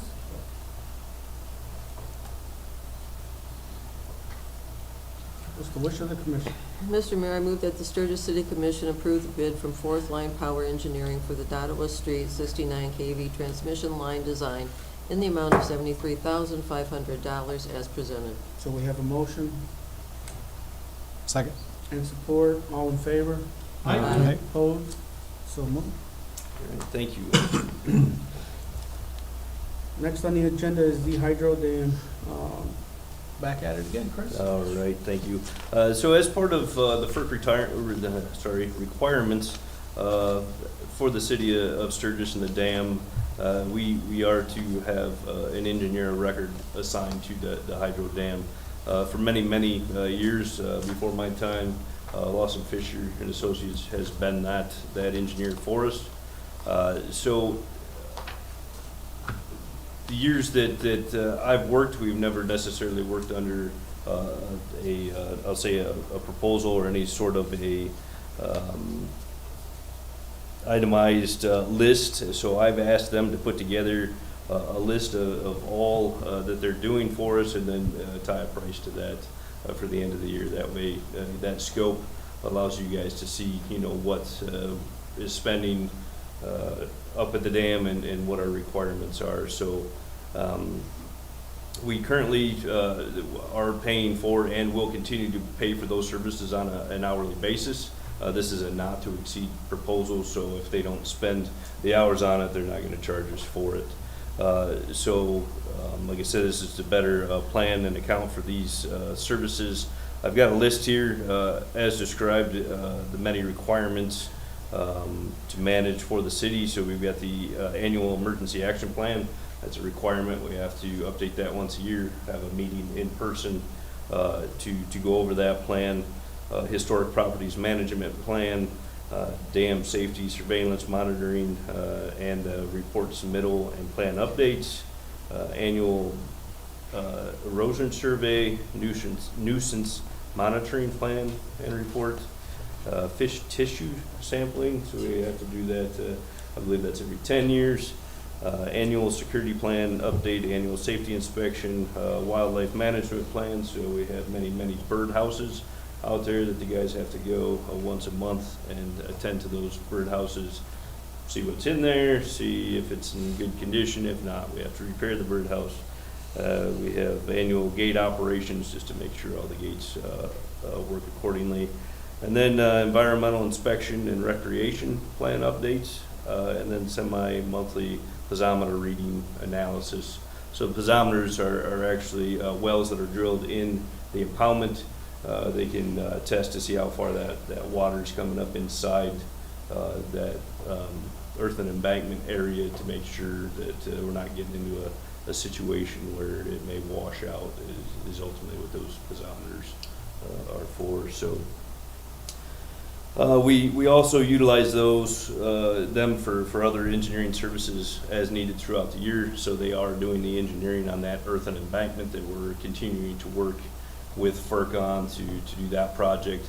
That is going to be billed separate than this. That is a totally separate project. But that is all that they help us to do. And this proposal is a not to exceed $125,500. It's pretty easy to run a dam for FERC, isn't it? Yeah. I didn't even realize, but I am learning a lot. That's all I'm saying. So, yes, But I bet you've been sleeping a lot better than some other dam operators in the state. That is correct. Up north there, It's been harrowing. Yeah, Like correct. close- And I haven't close heard to- much. Close to catastrophe. Yeah. Yeah, within 6 inches of overtopping is what I've heard. I don't know if they've actually reached that limit. I haven't heard But yeah, there's a couple of dams up there that, and fairly, just looking at the pictures, look newer than ours, for sure. But yeah, if they start to overtop, it's not a good situation, so, they've got a lot of water up there. Do you have any idea where the water has reached on our dam, like compared to previous years? Yeah, so we've actually had more water in previous years. So right now, we're running with 13 of the 30 gates open. And that's kind of how we measure how much water we let go. We've got a 6-inch level that we have to keep the impoundment within. So the guys are really good at managing that level. So right now, we've got enough flow where we're running units 3 and 4, and also have 13 of the 30 gates open. So that's the most we've had this year. Just last week we were down to 7, but with the rains that we had at the tail end of the week, we upped that. So This is maybe an ignorant question, but does the more water equal more power? it does, well, it does for a little bit, but just Okay. as soon as the tail race comes up, because the more water we let out, Three Rivers can only let so much out as well. That backs the tail race up, and then when I lose that head, then the units. And when I say that, there's a difference between the upper and the lower. If that difference shrinks, then that's equals less power. I say let it run. Yeah, exactly. It's going to 3 Rivers, let it run. So there's another dam and 3 Rivers that you have to coordinate with? So we're in charge of our 6 inches. What happens downstream, I would certainly let them know how many gates we have open. The emergency manager is the one that we coordinate with, and then also their dam operator to let them know, hey, we got water coming. But I know that's where the county, one of the county's major flood choke points is, that initial dam coming into 3 Rivers. Do you know how do you hear communication on how their gates have been? Because I saw a flood warning for St. Joe at 3 Rivers, which is common. Yeah. And I know that's to certain levels, but you haven't heard about how many gates they're running or anything? I have not, yeah. Okay. Any other questions for Chris? Mr. Mayor, I move that the Sturgis City Commission approve the proposal of Lawson Fisher Associates PC for the Sturgis Dam and Hydroelectric Facility, Federal Energy Regulatory Commission Compliance 2026, in the not to exceed amount of $125,500 as presented. So we have a motion Second. and support. All in favor? Aye. Opposed? So moved. Thank you, Chris. Next on the agenda is the Doyle roof financing discussion. Ms. Sadie? Good evening. In January, staff asked for direction on the repair of the Doyle roof. Commission recommended proceeding with the metal roof retrofit, which was estimated at $696,000. That went out to bid last week, and the bid came in at, the low bidder was just shy of $730,000. So now we're looking at how do we fund this project. There's a couple options we have. Option 1 is called a private placement bond. That would be with a local bank, and this is more of a viable option if we're looking just to fund the Doyle roof. It's under $1 million. Going out for a public bond under $1 million is not really feasible, or not really, no interest in that. So that's where the private placement bond comes into place. Typically they're from 10 to 15 years, so shorter length in time, but a quicker turnaround to get that bond in place, so 60 to 90 days roughly. There's lower issuance costs, but again, with a shorter period of service, you're looking at a higher annual debt service payment to cover. Currently, the Doyle is not in a position to cover that kind of debt service on an annual basis. That would be roughly, again, this is an estimate based on where rates are today. That's about $75,000 a year. So that would be an additional contribution needed from the general fund to cover that on an annual basis. So that's one option. Second option is we can do a full capital improvement bond where we could combine multiple projects. So to get us over that $1 million threshold, this could include, something that's already on our capital plan that we have. A good ideas that we had come up with was, some parking lot improvements that need to be done. So that would be up to the commission on what projects we would want to include there. Again, the length of those types of bonds is between 20 and 30 years, so a longer payback period. And this would take, though, roughly 5 to 6 months to get the process going with the bond and get it completed for funding. So that would ultimately push the roof project into the next year to get completed. We wouldn't be able to really do it in 26 just with the construction window. The average debt service payment would be less, around $50,000 for the Doyle. That's the Doyle's portion. So again, they probably wouldn't be able to service the full debt, but it would be a less contribution needed from the general fund. Just to give you an idea of where the Doyle is at today in terms of what debt they have currently that they're servicing. So for fiscal year 26, they had a total of about $36,000 that they're servicing, but the recovery zone bonds, their portion is falling off and is paid off this year. So going into 27, they have $24,000 annually that they'll be servicing in debt. So anything additional will add to that $24,000 that they're currently. So we're looking for direction from the commission on which option to go with for funding this project. What kind of improvements in the parking lot are they looking at? I think the project that we had on the books in future year would be City Hall parking lot here that needs to be redone. So we'd had that in the capital improvement plan. That was the one that stuck out because it's a fairly large number and something that needs to be done. It's pretty big. No, it could encompass more. And that's just an example. Could be any other project. It doesn't necessarily have to be Doyle related. Because the more you add to the million for the Doyle, the more it goes back, right? And that they'll have to service. So the 50,000 is just in regard to about 800,000 of debt that they'd be servicing to get us over the million. Say the 200,000 would go to whatever other fund is handling that project. Oh, so, okay. So it'd be, that if we're doing a wouldn't- parking lot, the general fund then would service that portion of the debt. Okay. If that makes Fund would sense. service that portion of debt. If it was a different fund, Right, that if fund would, it's that streets fund would or portion it. Right. whatever it could be, then that fund would handle it. I think it's important to note that the roof right now, when it rains, there's all kinds of buckets and tubs on the track, just everywhere in the building to catch the water to try to minimize damage. But the longer we go and wait, the more damage could be done, and we're paying for something else inside the building. So I would recommend the private placement bond, but that's just my opinion. Sadie, if we do the private placement or even the other option, couldn't we take the extra 36 and pay that off so that the Doyle only has one payment? And either option. Yeah, to pay this, to pay off the 36. Yeah, but what's the So, length? I mean, you're gonna pay off the 12 this year, so that comes off the debt service for future years. So by the time you would get a bond payment, It'll be you have 12, you'd be down to Yeah. 24 Okay. essentially. Yeah. I mean, Well, could you we stop me take- if I'm wrong at any Nope, point, yep, Sadie, you're but. right. Could we take the extra 24 to pay the 24 off? We So only the have one- that 24 is 24 per year. Oh, per over year, okay, That's gotcha. per Yeah. year in debt Per year. service, Okay, so okay, never mind, scratch that. Doyle Yep. roof and floors is how long? I don't have my debt service sheet in front of me. I can probably find it real quick.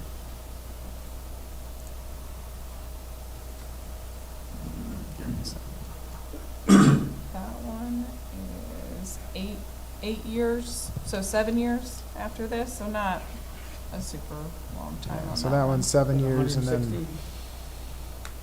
then, yeah. And the other one, was an internal loan that just started this year. And I think it was for 10 or 15. Yeah, that's for fitness equipment.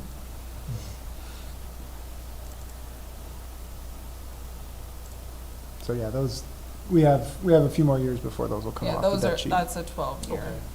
12. Yeah, so I mean, I think, at this point, you're probably looking at that debt service payment equaling an additional transfer from the general fund, just from a Doyle finance perspective. I would assume that any additional debt service is gonna have to equal an addition in the general fund transfer for future budgets. Less maybe the $12,000 that we're getting back from paying off the recovery zone bonds.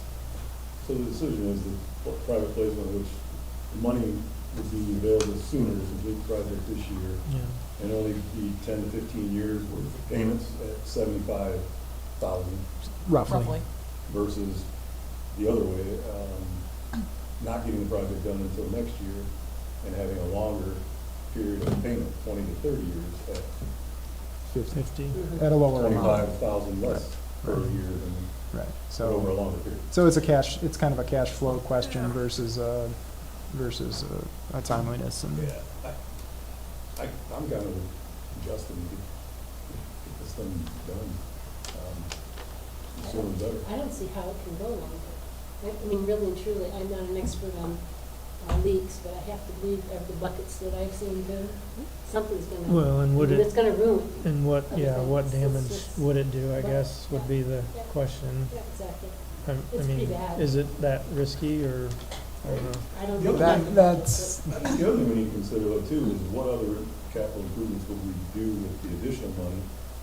And if we don't do that now, when are we gonna get to that?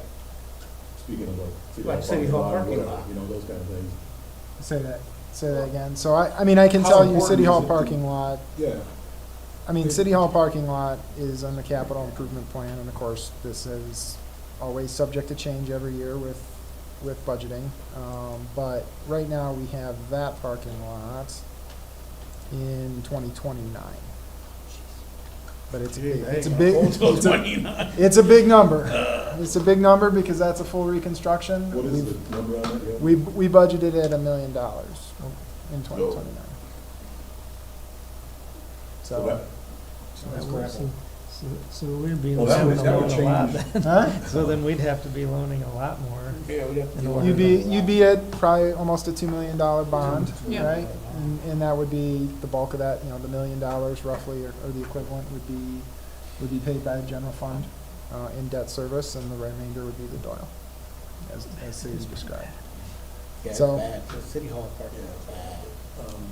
Yeah, so I mean, though, it's kind of a strategy, it's a strategy question, and again, in terms of, do you want to do something sooner than what we have on the sheet? We can bundle it under a bond, but again, it's not free, it's not like this is free money, you're we'd be able to still. move up, say, a parking lot by a couple of years, but we have to wait for the roof for another year.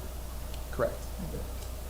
Could we, and I don't even know if this is allowable, get creative with financing, take out a short-term loan from the general fund, knowing we're gonna bond, and then when we get the bond, pay that back, so we can so we can do the roof now? And then start talking about what other projects we wanna do? That would be a question for bond. Yeah, I know there's a reimbursement period, but again, you're cash flowing that up front. And then you can reimburse when you get the bond in place, but, I mean, if we're, It's an of course, if option the we body, can, if the it's an commission option says we can could look at explore. other projects to do it, but start, We can get explore creative that and get option. that roof going, so that, like Justin said, that it's better do it now than late, but. It's an option we can explore, but you're gonna be taking a healthy chunk out of fund balance to do it. I think we can kick this roof thing down the road for far too long, as it is already, and, I'm not going to. Just do it. Just going forward with it. Okay. Just wanna make sure I have good direction from the commission, because that's what we'll pursue. Definitely. So moving forward with option one is consensus, Okay, right? that's what I'm hearing. That's what we're hearing? Okay.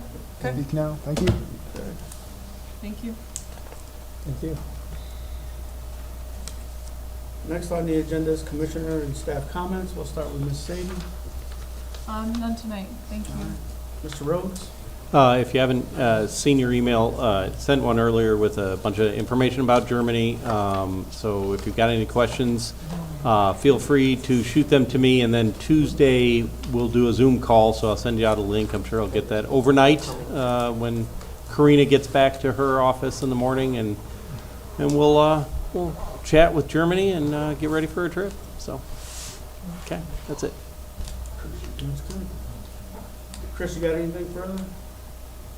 I did just want to give a quick update, schedule-wise, just a couple projects. The last meeting, you guys approved a letter of intent for the CAP project. Certainly appreciate that. As I was over in Europe, and my son's senior trip in Greece and Italy, so certainly a fun trip. But yeah, no, it was a great time. May 27th is really what we're shooting at to get that final agreement. And you saw that in the letter of intent. We'll need to get that signed by June 1st in order to hold that pricing. So we're currently working on the EPC contract there. We've ran numbers with MPPA, so we'll certainly go over that with you guys when that timing is correct. And then also to get an update today as far as the design goes on the building as well, and they're looking to go over that budget potentially at that 27th meeting. So things are starting to come together here, some pretty big projects. Talking about bonding, certainly going to need to talk about it more. So we're going to be working on that internally as well, figuring out the payment plan here. So appreciate it. Thank you. Commissioner Malone, you have anything further? At the risk of getting shot. Realizing we have a village request coming up. It's something for consideration, and it's a frustration for me because I very much support the schools in the general workings. But unfortunately, for years, we've also ran into the problem that they always put themselves in a position of first. They always go for the pie in the sky, and they don't leave anything on the table for you. Okay? Because, and what I'm getting at is, can you imagine if they were to scale that back in a way to get what's really needed, but also leave some room that you were able to say have a millage that would fund the Doyle Center to where you could actually have residents have more access to it under that millage, like what we do with the parks on it, where any St. Joe County park, you can use it for free with the exception of camping or the event venues where you pay separately for those items. Everything else, you have full access. Frisbee golf, whatever it is, bike trails, it's all free as a county residence under our parks millage. Can you imagine if you had some room left for something like that with it, which could keep you not only in a position to take these things as they come along and let it getting kicked down the road. But this is one of those things, and this is my opinion, and I'm not, like I said, I'm not condemning the schools. I want good schools, but sometimes they shoot for too much and don't leave anything for anybody else. Long time there's been talk about law enforcement millage, which would allow for more coverage, because you guys are doing the best you can with the revenue you have of being able to provide coverage to the residents. Can you imagine if you actually had a law enforcement millage that was allowed to be at a reasonable amount to give you more coverage? I'd love to see one at the county too. Is that like at the county level you're talking? That you'd actually have two different ones. City'd have one because of the fact that you take the county having one would give more coverage to townships and that out there, as well as working with the city for coverage. But the city just being able to say have one more car a night. Can you imagine what that would mean to the residents?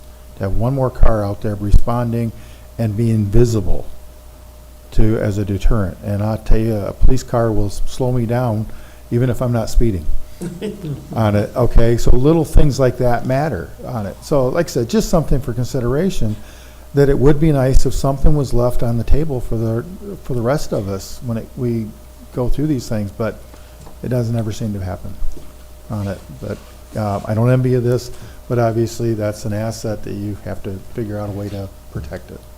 Thank you. Thank you. Carrie, you have anything further? Okay. Our fine officer, man in blue, you got anything? No, sir. No? Mr. Stiles?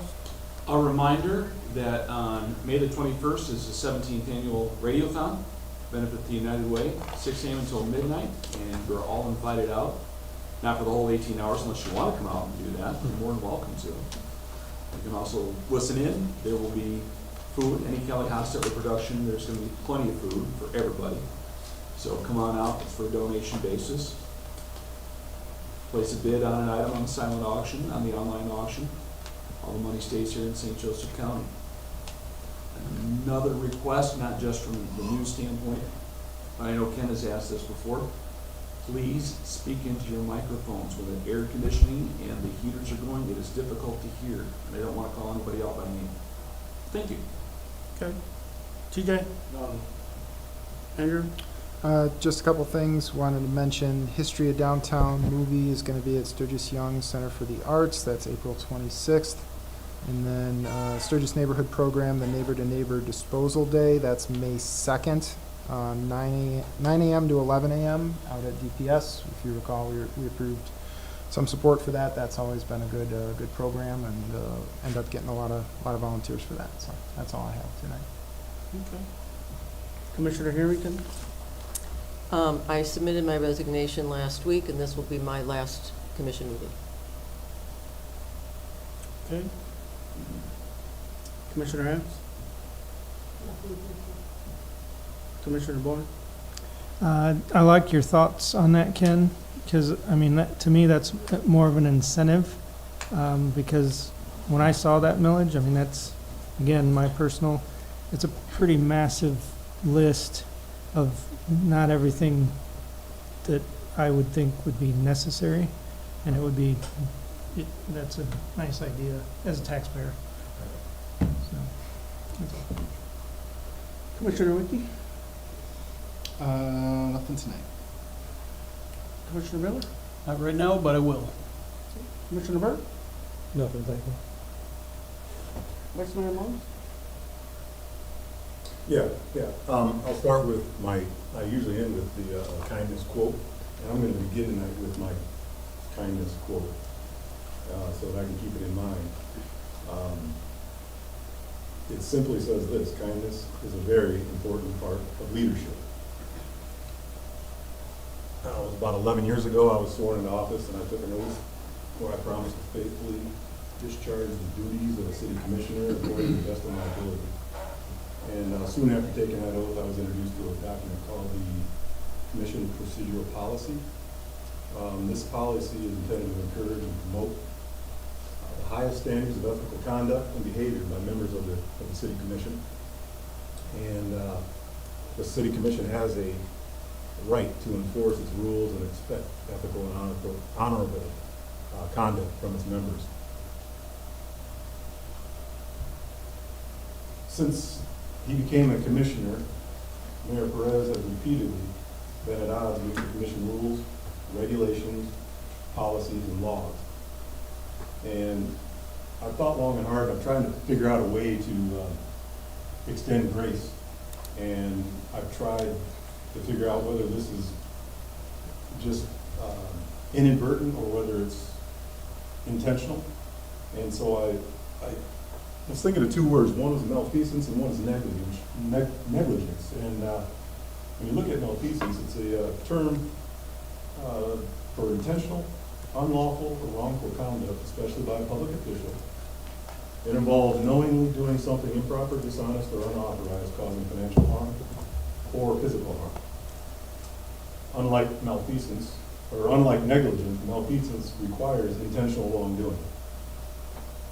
I believe the Mayor Perez wrongdoings are intentional because his improper and unethical behaviors have been repeated even after being informed and warned on multiple occasions.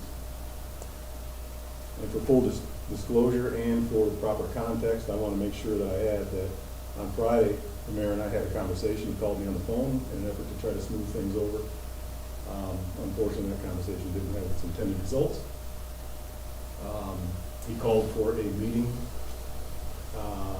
after that, which I attended, and we tried to smooth things over again, and I believe that things just got worse because it didn't get any better. We're all commissioners, and by being city commissioners, we have a great responsibility. We're privy to an enormous amount of information, some of which can never be spoken public. But what we have here are 9 people, minus one. Mara's not here tonight, so we have 8 of us here tonight, who have equal knowledge of all things. We all sit in the same places at the same times, discussing things, and with that knowledge, and in an effort to avoid making the commission have to consider further action, I'd like to make a simple proposal to the mayor, and I hope that he recognizes that his compliance will ultimately be what's best for the city commission, for city staff, and for the city of Sturgis as a whole. I've heard Mayor Perez time and time again say these words: what's right is right, what's wrong is wrong. He seems to have deep conviction about these words, and I hope he keeps those words in mind as he considers his answer to my proposal. Mayor Frank Perez, I'll say it again for you. What's right is right, what's wrong is wrong. I humbly ask for you to do the right thing and resign from the Sturgis City Commission effective immediately. What say you, sir? Are you done? Yes, sir. I think from the moment I have been mayor, there's no one that will say that I have not looked into any issue, have not looked into any critique as to how we can provide better services. And I won't turn a blind eye. And sometimes, it's unpopular to do the right thing, Jeff.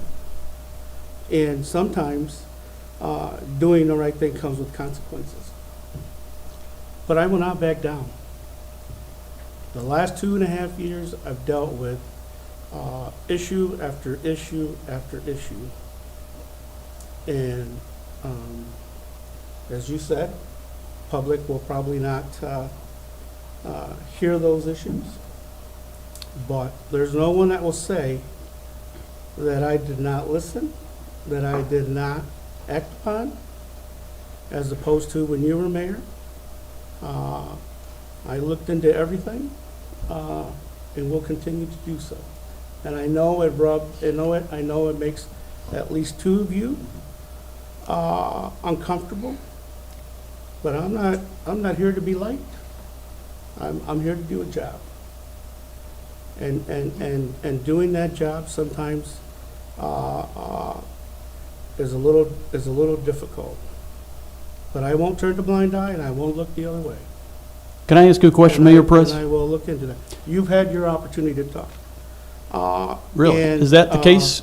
Legal counsel, is that the case? and Do I have an that is what it opportunity to is. speak? You reserved your right to comment. Okay. Can you say that again? I had, Reserve the comment, said not at this moment. okay. So if- Oh, it'll come later, you sure. reserve the right to make a comment later. And that was- What was that, TJ? It was acknowledged that I heard him say that not at this time, as far as making a comment. He didn't say he did not want to. I want to at this time, but That would I be will at making a it- later My time. take is a reserve on the comment, to reserve the right to speak later. Okay, I respect that. I take that as a resounding no, Mr. Mayor. That is correct. I knew that would be the answer because this is the first time I've asked you about that, although it is the first time in public. So what I'm proposing now is a resolution for consideration by the Sturgis City Commission. The resolution that I've developed reads this way. Whereas it is the explicit duty of all public officials to, 1, act in the public's interest. Number 2, respect the processes required for good governance. Number 3, dutifully, professionally, and ethically use the power invested in the public office they occupy. And whereas the Sturgis City Commission has been reminded time and time again by our legal counsel what is proper commissioner conduct. And whereas Mayor Perez has repeatedly ignored those reminders and continued to exhibit unethical and illegal behaviors. And whereas Mayor Perez has admitted this conduct and has not even attempted to offer an apology. And whereas Mayor Perez's behavior has undermined the decorum, the mutual respect, and collaborative spirit that are essential to effective and transparent city government. And whereas all trust in Mayor Perez has been eroded. Now, therefore, let it be resolved that the Sturgis City Commission condemns and censures Mayor Frank Perez for the above conduct and for making the difficult conditions under which the city commission and our valued employees work. And be it further resolved, the city commission urges that all those who serve alongside Mayor Perez recognize this censuring action and take appropriate care to address all potential and perceived violations of policy and unethical behavior, preventing Mr. Perez from repeating this type of unprofessional behavior that undermines the city's collective progress. I'd like to present that as a resolution to the commission. Second. Is that allowable, city attorney? He can bring, if he has support, or he has to have support on his. Second. I know on the charter, there's no removal of the mayor's state. Roll call vote, please. There's nothing that states that in the charter. The only way the commissioner can be removed is by a felony, I believe. I don't believe what I heard. This is Please a correct me censure. if it asks for removal. If it asks for removal, you'd be correct. They cannot vote to remove any single commissioner from this, that's not how it works. We're voting on the resolution. Correct me if I'm wrong. Did the resolution call for the removal? The resolution did not call for removal. It calls for simple condemnation and condemns and censure. So essentially, it's a resolution for censure. Resolution for censure. Okay. So it's not removal. So Yeah. if it has support, the commission can vote on it. You can open for discussion like any other issue, but that's up to the chair. Second. So So we have a motion and a second. I'd like to use the opportunity for discussion, which we have the right to do. Correct, legal counsel, I mean, on the matter? generally, that is the rule So- of procedure that we're underneath. Yep. Advise on the discussion, because I can drop bombs if you want me to. I got names, I got incidents, I got accusations, I got a lot. So What are we guide me talking in the about? right direction. What are we talking about? The direction I would give is any information disclosed, discussed, or otherwise gleaned during closed session and/or other privileged communication cannot be discussed or otherwise in open session regardless. I have a theoretical question for you, Mr. Mayor. If what you believed was right conflicted with Michigan law, would you follow what is right, in your own opinion? At the end of the day, sometimes doing the right thing is the unpopular thing. Wow. This is why Ah. I'm presenting this. Yikes. That's scary. That's really, really scary. It's scary. Correct me if I'm wrong, doesn't there have to be intent For what? for deliberately wrongdoing? Deliberately wrongdoing, yeah, deliberately wrong, well, a deliberate act is intent to do the act. Wrongdoing is a little bit vague in my opinion. So, yes, deliberate is an intentional act. Whether the question of wrongdoing is, did I do something that I know or should have known was wrong? Did I intentionally do something? Yes. Ignorance of the law is no defense law. So that would be the other. I would have hoped I think Commissioner Burr, I understand, I think where you're getting at, please correct me if I'm wrong. You're asking, well, is an innocent violation of something theoretically, does that constitute an intentional wrong act? In the act of actually doing something, so if I did something that is illegal and I said, well, I didn't know that was illegal, the question is that a defense? And under legal law, in most situations, the answer is no, that is not a defense. The question is, did you intentionally do X? And if the answer is yes, I intentionally did X, and the result ended in a violation, there's your violation. So, but there is a difference between certain intentional crimes and violations and others. But I hope that answered the question. See, I thought that to be an easy question. The answer should be what is spelled out in Michigan law, the United States Constitution, federal law, the city charter, procedure, and policy is what is right. That should have been the answer. And I've heard all I've needed to hear. So where do we, So it's open for discussion, just like any other motion on the floor would be. There's motion supported, there's discussion started, so. I would like a roll call vote, Mr. Clerk, too. I don't know what I have not looked into what our procedure is for that request, but I would like to request. Yep, I would like to request a roll call vote like Mr. Vice Mayor. So, I mean, it's up to the chair to call the vote when the chair believes it's ready for the call to vote. So, no further discussion? Mr. Mayor, if I may, I'm not sure how familiar everybody is with a censure. And this is what this essentially is a censure that we're voting on. It's not a removal of anybody or anything at this point. A censure is basically, by definition, a formal public resolution or condemnation passed by a legislative body such as us, the city council, to express severe disapproval of a member's conduct.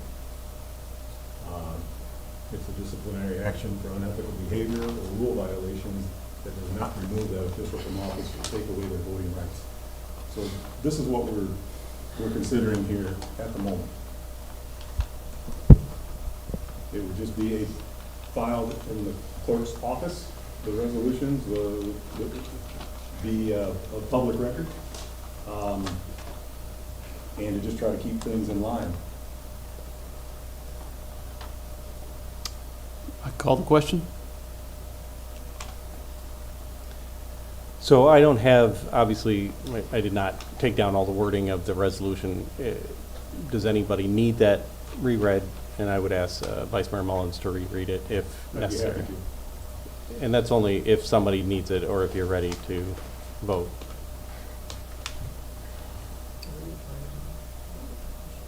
Would anyone like to hear it again, since I don't have No, I don't need to. anything for the clerk to distribute? Okay, then we'll just do a roll call.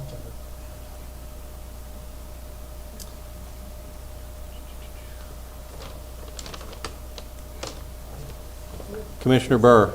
No.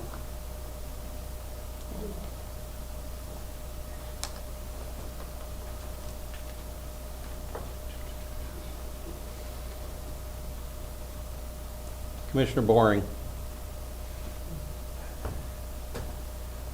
Yes is in support of the resolution, no is not in support of the resolution.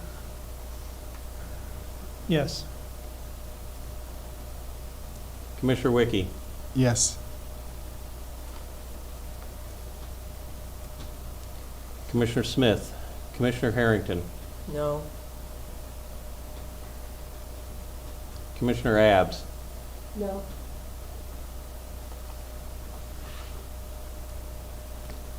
Commissioner Miller? Yes. Vice Mayor Mullins? Yes. Mayor Perez? No. The motion does not carry because it is a tie vote. 4-4. Okay, great. I'll move on to my next point of order here. Talk about leadership, talk about traits that every leader should have. Traits of strong leaders are, I just jotted down a few things: have good self-awareness, accountability, respect, empathy, be a relationship builder. But I think that the cornerstone of it all is leadership and trust.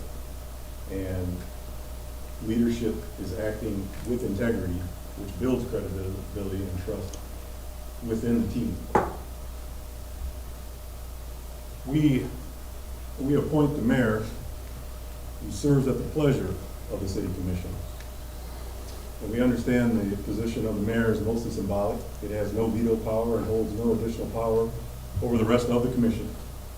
But that position is important in the public eye, as they're essentially the mouthpiece for the commission, and the actions of the mayor get perceived by the public to be the actions of the commission as a whole. I no longer want to have Mr. Perez as the head of this body. What we should all agree on is that the person occupying that seat should be held to the highest of standards. They must be knowledgeable of and strictly abide by the rules, regulations, policy, and laws that are in place. We have an obligation to self-police our group, making the tough decisions for the betterment of the group. by law, we cannot remove a member from the city commission, but we can make changes in our leadership, from what I understand. So I would like to ask the city commission to strip Mr. Perez of his mayoral duties, and we immediately perform a nomination process for his replacement. And there is no backdoor stuff going on here, but if the commission is to agree, my nomination for mayor would be Aaron Miller. Hot second. TJ? What's that? Sorry. I guess I did, was that a second from Mr. Wiki? Okay. So my suggestion would be open it for debate. If the vote is yes, I would like time to research the issue as to how that looks, because I have not researched any. All I know is you can't remove a commissioner from their seat. That's reserved for some higher powers than the city commission itself. But since this is a governance that is a commission chair that is elected by the body itself, I would have to look and confirm that the chair can be removed by the body itself, but they cannot strip any other power and/or, obviously, if that were to be the case, the vote would still be able to vote. All other things would just be a title that would be removed. So if that is the wish of the commission, I will do the research. So I would say that would be contingent upon determining whether or not that is the next step. I have not looked at this issue. So I guess if the commission votes in that direction, I would ask that that would be held off or subject to confirmation that is allowable.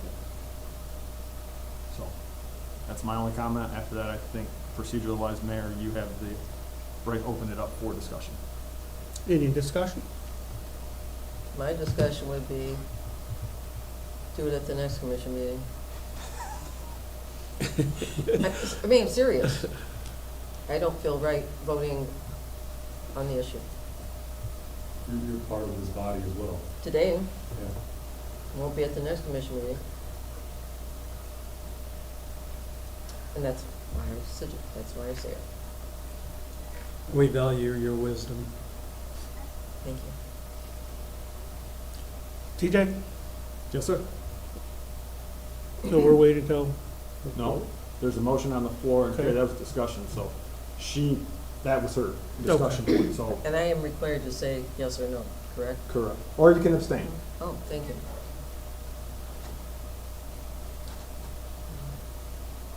Make it harder.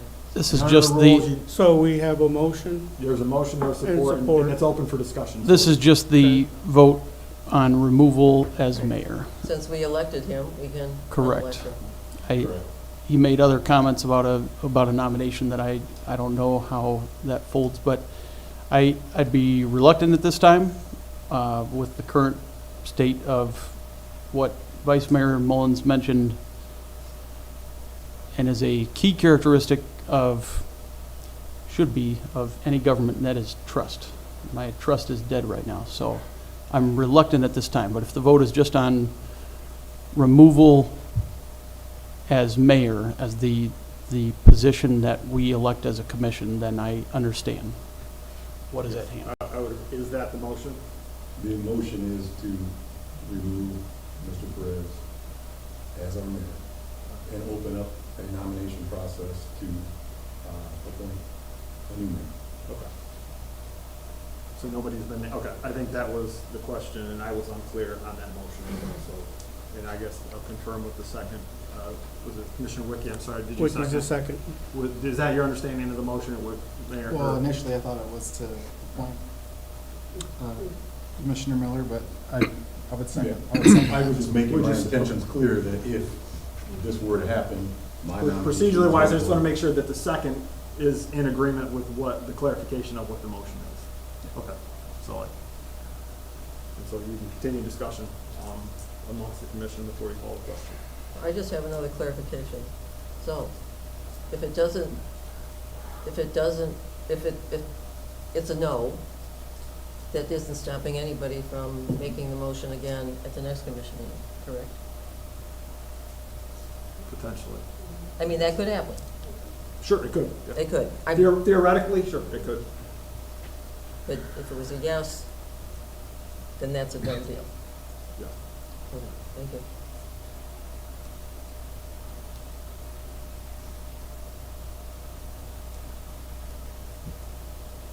So a yes is approving removal as mayor? That's how I took the motion. Ken. Correct. Is that correct? That's correct. That's, that's how I take it. Okay. Are we ready for the roll call? Any further discussion? Okay. Roll call, City Clerk. Commissioner Burr, No. Commissioner Boring, Yes. Commissioner Wiki, Yes. Commissioner Smith, Commissioner Harrington, No. Commissioner Abs, No. Commissioner Miller, Yes.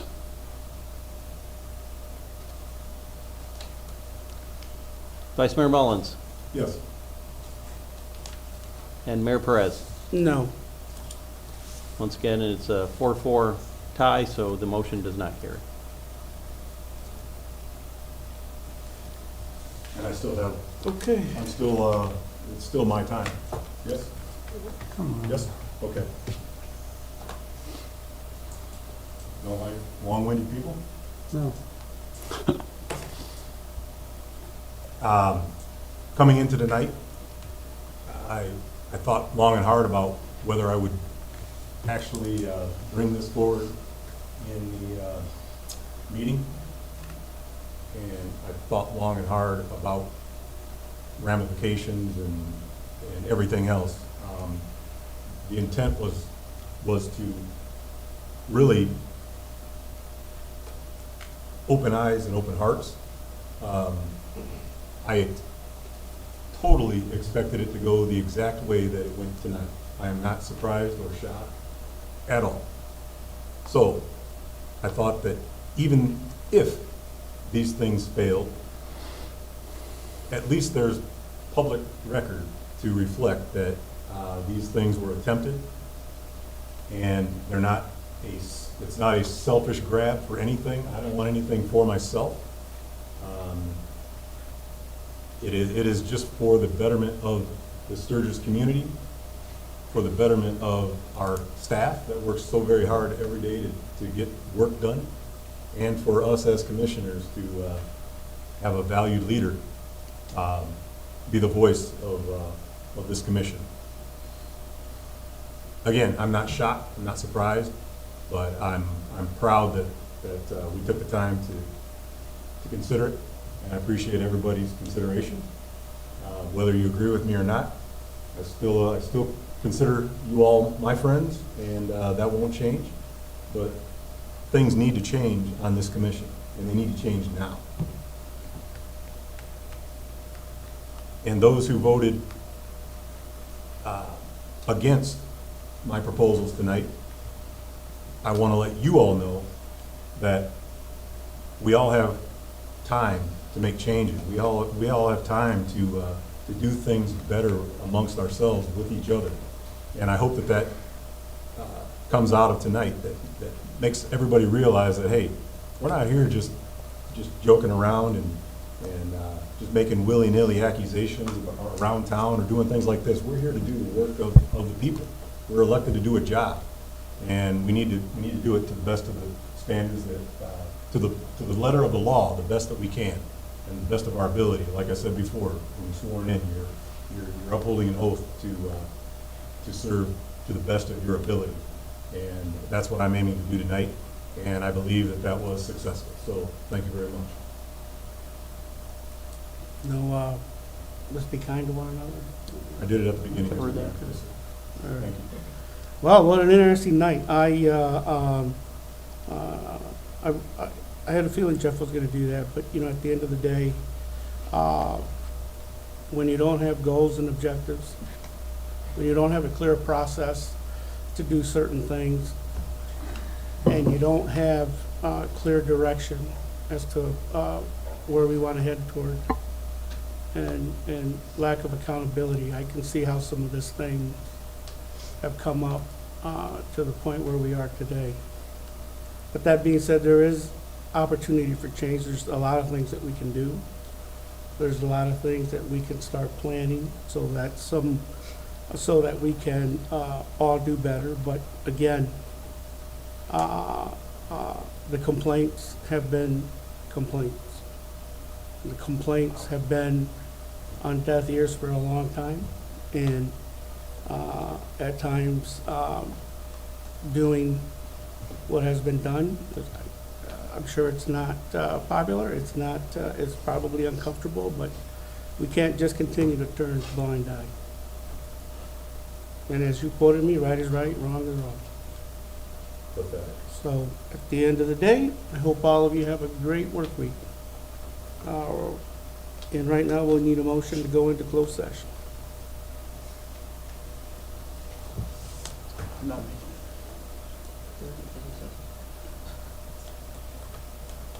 Make a motion to go into closed session For what purpose?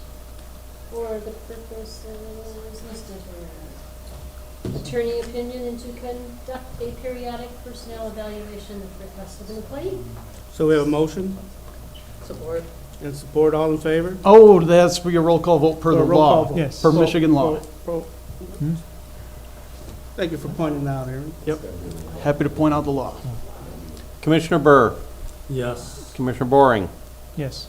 Commissioner Wiki, Yes. Commissioner Smith, Commissioner Harrington, Yes. Commissioner Abs, Yes. Commissioner Miller, No. Vice Mayor Mullins, Yes. Mayor Perez. Yes. We are in closed session. I'm going to take a little break.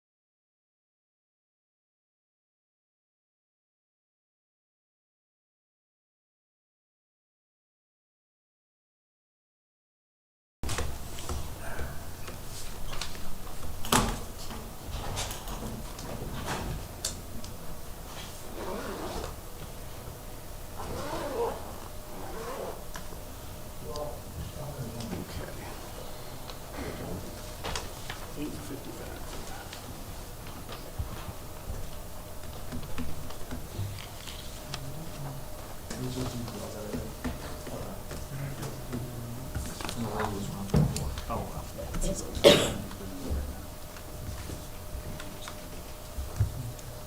we're back in open session. Correct. All right, Mayor You Perez. ready? Yeah, we're live. Mayor Perez, Vice Mayor Mullins, City Commissioners.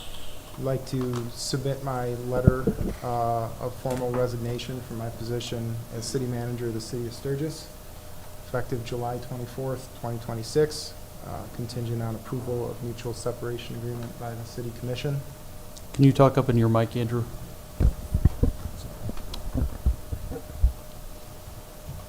City of Sturgis has been part of my life for over 18 years. It's been my honor to serve the community over this time. I'm proud of my work here, and I can't thank city staff and the many city commissioners, past and present, that I've worked with enough for the opportunity to serve this community. As you know, this resignation comes following considerable reflection on my personal situation and the goals of the commission. Personally, this separation will allow me the opportunity to make some needed changes and pursue other family priorities, including a better work-life balance and a focus on my health. From an organizational perspective, I do believe that every city commission should have a city manager who shares their vision and desired management style, and I believe the change will facilitate this. Ultimately, I believe this is in the best interest of me and my family, but will also allow the City Commission and the City of Sturgis to take steps forward, continue the success we've achieved. I'm happy to have been part of the city's story and expect the next chapter will be a positive one. Please know that I'll be at your service through the effective date of this resignation and will work diligently to put everything in order to ensure a smooth transition.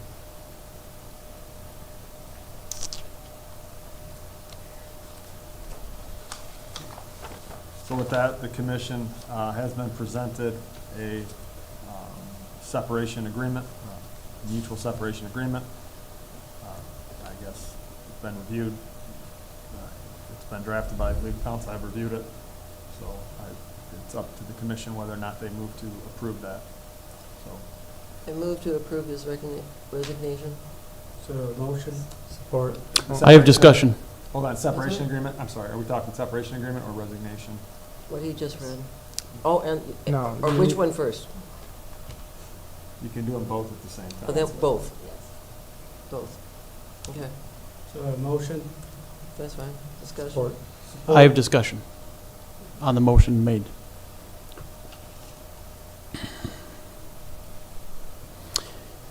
I am incredibly disappointed. I cannot support this agreement. This agreement does not adequately describe what might answer the question about its reason for its existence. This agreement is a miscarriage of justice, and I cannot support it. That Andrew Cook's cessation of his employment is being announced in this way tonight is an absolute travesty. Justice is not being served here. I understand there is a desire to simply move on from this, but that would mean pretending that this is just normal business, and that's not the case. Simply moving on would mean sweeping tonight under the rug and forgetting about it. In 2021, I had the blessing and privilege of being appointed to this commission in the wake of my predecessor's untimely passing, and I've been blessed by the voters of Sturgis twice since with the responsibility of remaining. I am grateful to the voters who have entrusted me with this great undertaking. I have treated it with commensurate care, humility, and solemnity. I have attempted to the utmost to adhere to the boundaries and respect rules and the city charter and Michigan law because those are the right things to do. When I was appointed, I didn't have an agenda. I wanted to simply do good for the city where I've lived for my entire life and that I care deeply about. After tonight, if I could be accused of having one, my agenda would be to see that tonight's situation receives justice, that a resolution is achieved, and this agreement, not for your sake, Andrew, but otherwise doesn't come close to that threshold. Until that time, I cannot just move forward in good faith, because there is no faith. I have no faith in your leadership, Mayor Perez. It is an inherent, gross lack of leadership, and it is destructive to this city. I have no confidence in you to do what's right. You have effectively killed my trust, and I am incredibly shocked and disappointed to the highest levels beyond description. So while I understand the agreement and I actually support the terms contained within, I cannot support this agreement because it represents injustice.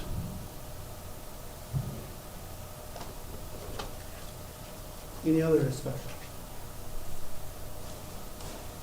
Discuss the press release, if I may, is this appropriate time? It's not on the floor right now. Okay. So we have a motion and support.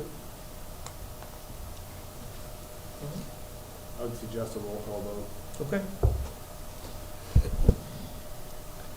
So this is to accept the resignation and approve the separation agreement, correct? Okay.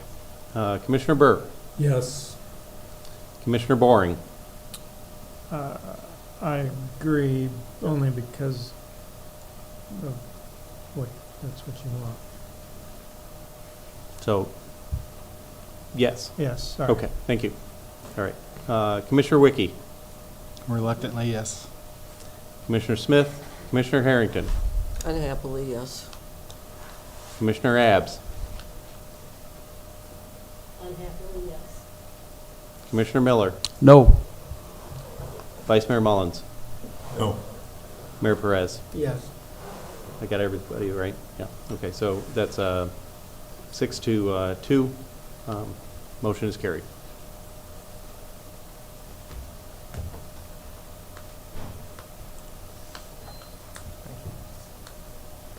Are we adjourned now? Unless Oh, somebody You're has the more person who business. decides. You call it. All right, I we're would like adjourned. Wow. It is adjourned.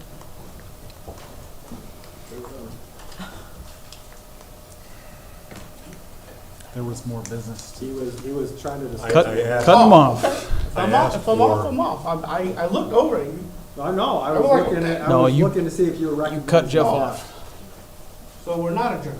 Correct. I All right, we're not was adjourned. asking, I was asking to speak before Oh. the adjournment, if I could. I'm sorry. Are we back in session? Yes, Are we clear there? yes.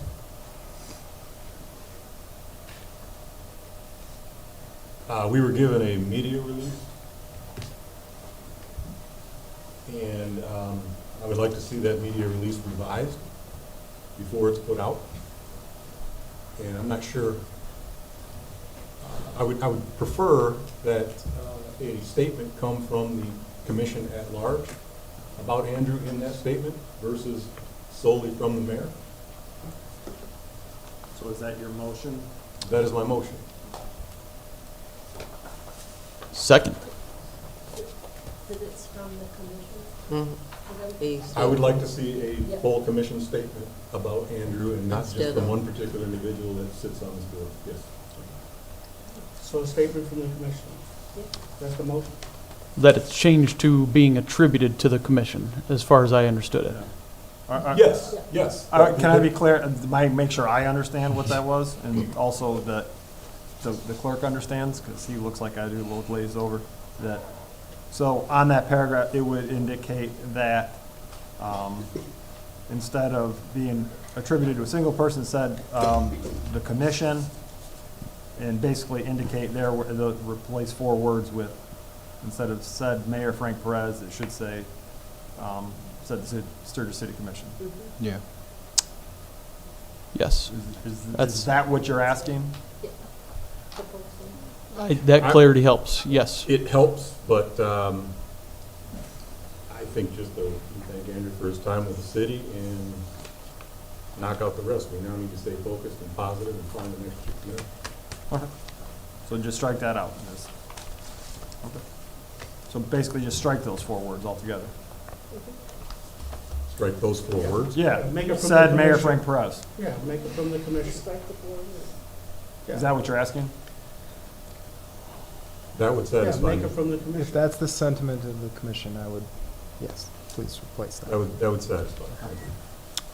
Second. So a motion, second, any discussion? All in favor? Aye. Opposed? So moved. Now we're adjourned. There you go.